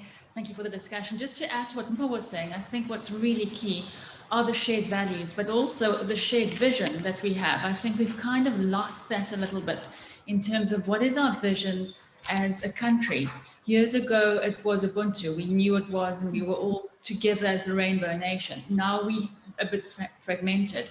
So we do need leadership to walk the talk, but what we also need is everybody taking responsibility for their shared values. And you were mentioning being accountable for your actions as well. It's every single person's responsibility with that. So with the values as well is to then look at other associations, societies that have shared values, and reaching out to them so that you want to be associated with other associations with similar values so that you can share. Like attracts like. So. Wow, sure. Shared value. Yeah.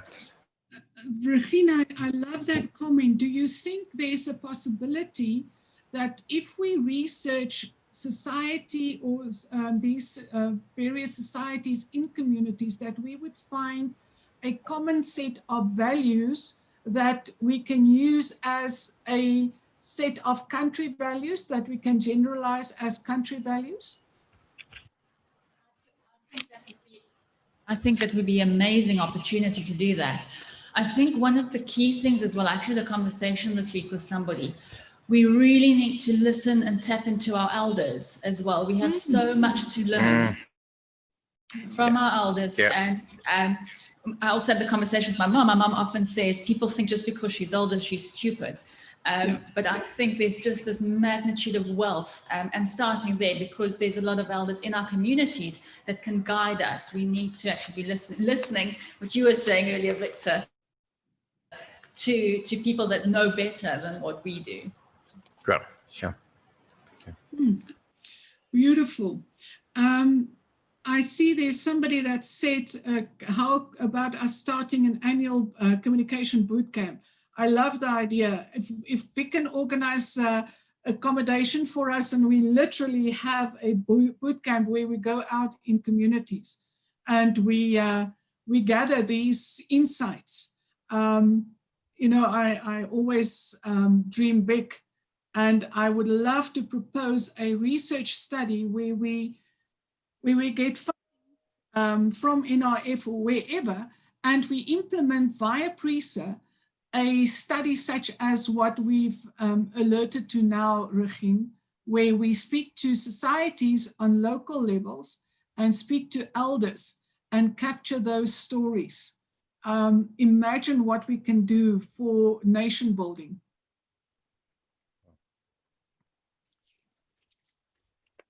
Great. Okay. All right. Any other comments? I think we've left with 8 minutes. But so far, we are on the right track in terms of, say, addressing what role can public relations and communication play, you know, for better Africa and make it enhance over time the appeal, for us to continue doing good in what we do. And what must change, and if this, what is it that must change? So far we've identified a few projects, and what we'll do is fine tune it. And I believe in the power of 5. 5 things that work well because they're all in one hand. They won't fall. If there's more than 5, then it's going to be all over. So we will go through this, identify this, and this will be a follow-up. And these will, some that has come from the Africa Brand Summit. We are part of Africa, and we have to start small. The way we start at a regional level and within SADC. And you'll be also delighted to know that I am part of the African Public Relations Association Advisory Council, which is responsible for coordinating the regions within Africa. So far, that is another strength that we have networks, and we know all associations that are operating in our space within the continent. So this is the beginning of many things to come, because from here, through Africa Brand Summit, we can extend similar discussions to other regions within the continent. And we are really grateful for being part of this. Okay. Right, we have 7 minutes to go through and to get ready. Sorry that we're going to give you one of those death by virtual meetings. At 1 o'clock, we do invite you to join us for the Reputation Management Masterclass again.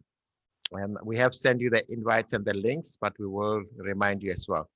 Right, any other takers, questions, comments, additions to the suggestions that have been made on action items?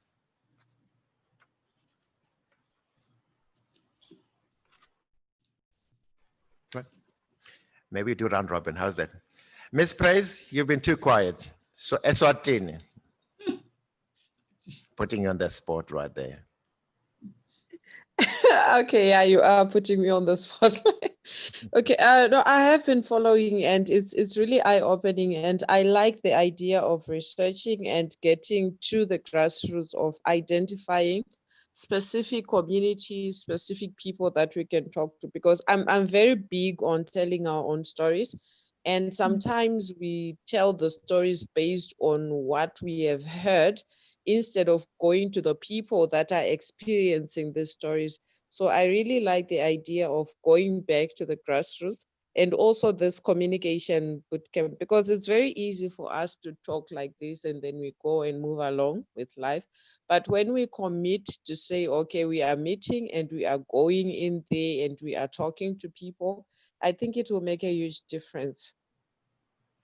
Thanks, Ms. Praise. It will be very interesting to conduct a similar discussion, Eswatini, to look at Eswatini as a country and a destination, and then unpack it. Perhaps we can consider doing that at a regional level, and we'll speak to the powers that be. You are part of the committee, yeah? The same applies Yes, to us in Botswana. Yes, I absolutely agree. Yes, right. Absolutely.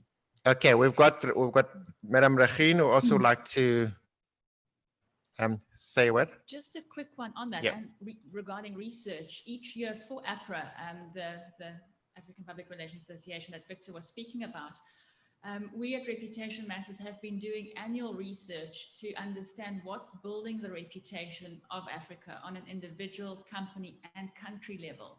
So we'll definitely share that with PRISA again this year, next year when we conduct it, so that we can then compare it from country to country as well. So that you can help us to get Eswatini, to get Botswana, because we get a lot of people from South Africa, which is fantastic. But obviously Africa is a lot bigger than just the southern areas.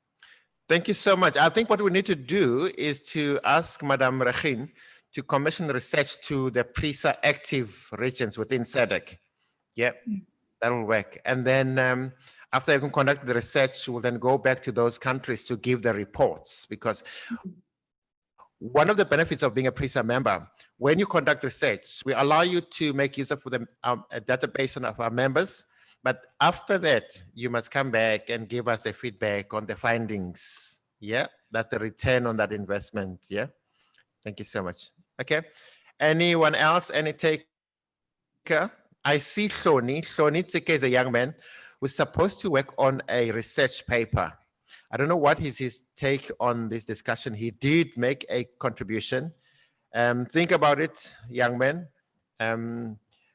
Before we close, I would like to give you an opportunity to say a word or two. Okay. Anyone else, ladies and gentlemen? I think for me, the research part is very exciting. You know, I believe that it will provide ideas and suggest and solutions to some of these that we are coming up with. For example, if you're looking at looking at the influence of public relations and communications across different sectors of the economy.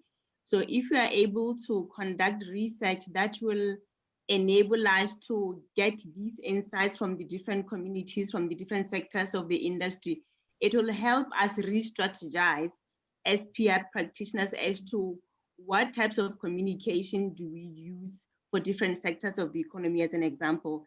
And then even when we come to branding and rebranding and country images, we will have that information that can speak to where do we start, where are the foundations of branding, and how do we then take it, like you were saying, how do we take it from the bottom to the top?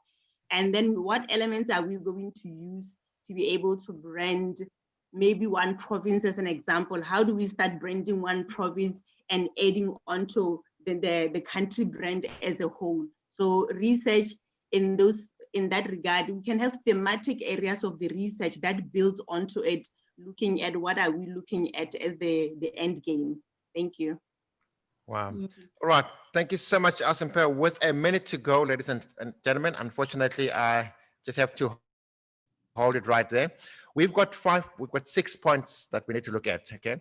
One is the whole issue of community tourism. Let's look into it and see how do we enhance that and encourage the local tourists to be the ambassadors and tell the stories as well.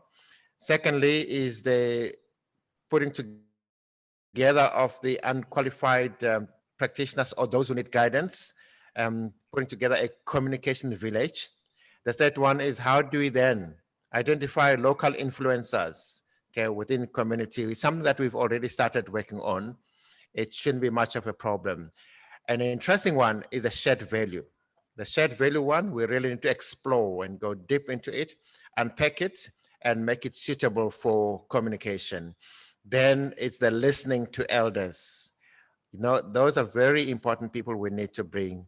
A few years ago, I started a project called Emeritus. Where did they go?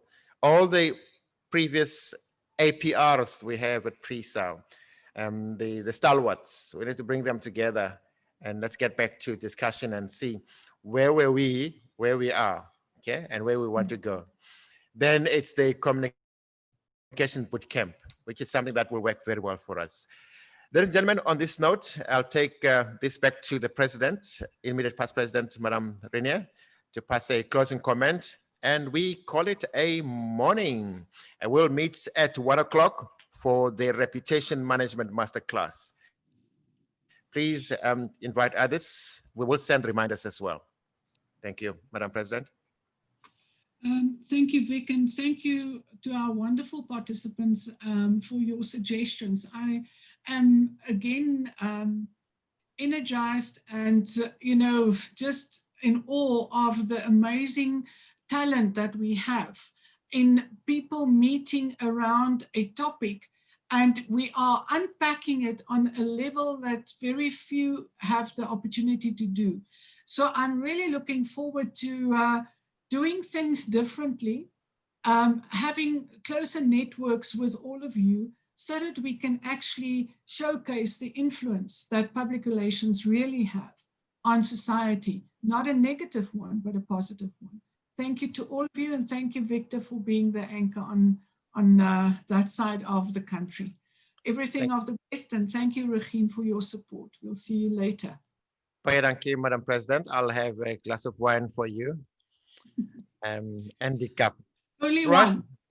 Only one. Yeah, one for you. Right. Thank you so much, Ausimpo, Botswana. Thank you so much. Mpumi Mdushe, I see you. Aiden, I see you. Wisinaman Lamina, I see you. Miss Praise, Tembiso, right here behind me. Garden Root, Sony, you've been a pleasure having you. Madam Rehu, ladies and gentlemen, in attendance, right here in Cape Town, thank you so much for being part of this discussion. We will communicate the link for this. We'll download it and we'll throw it on a common platform where you can access. But should you need anything, if you're from media or you're writing an article or so, we can send you some of the slides for your reference when you do your writing. Thank you so much. It's been a brilliant morning. See you at 1 o'clock this afternoon. All the best. May the Thank you good very much. Good afternoon. Almighty bless and keep you safe. Toodles. Thank you so much. Good day. Thank you. Bye-bye. See you Yeah, at 1 Bye. o'clock. bye-bye. Okay. Naughty. Bye. Thank you, everyone. This has been great. See you in the afternoon. Thank you, Miss See you. Praise. Thank you. Thank you. Okay, there's coffee outside in the lobby, ladies and gentlemen. You're more than welcome to join us for that.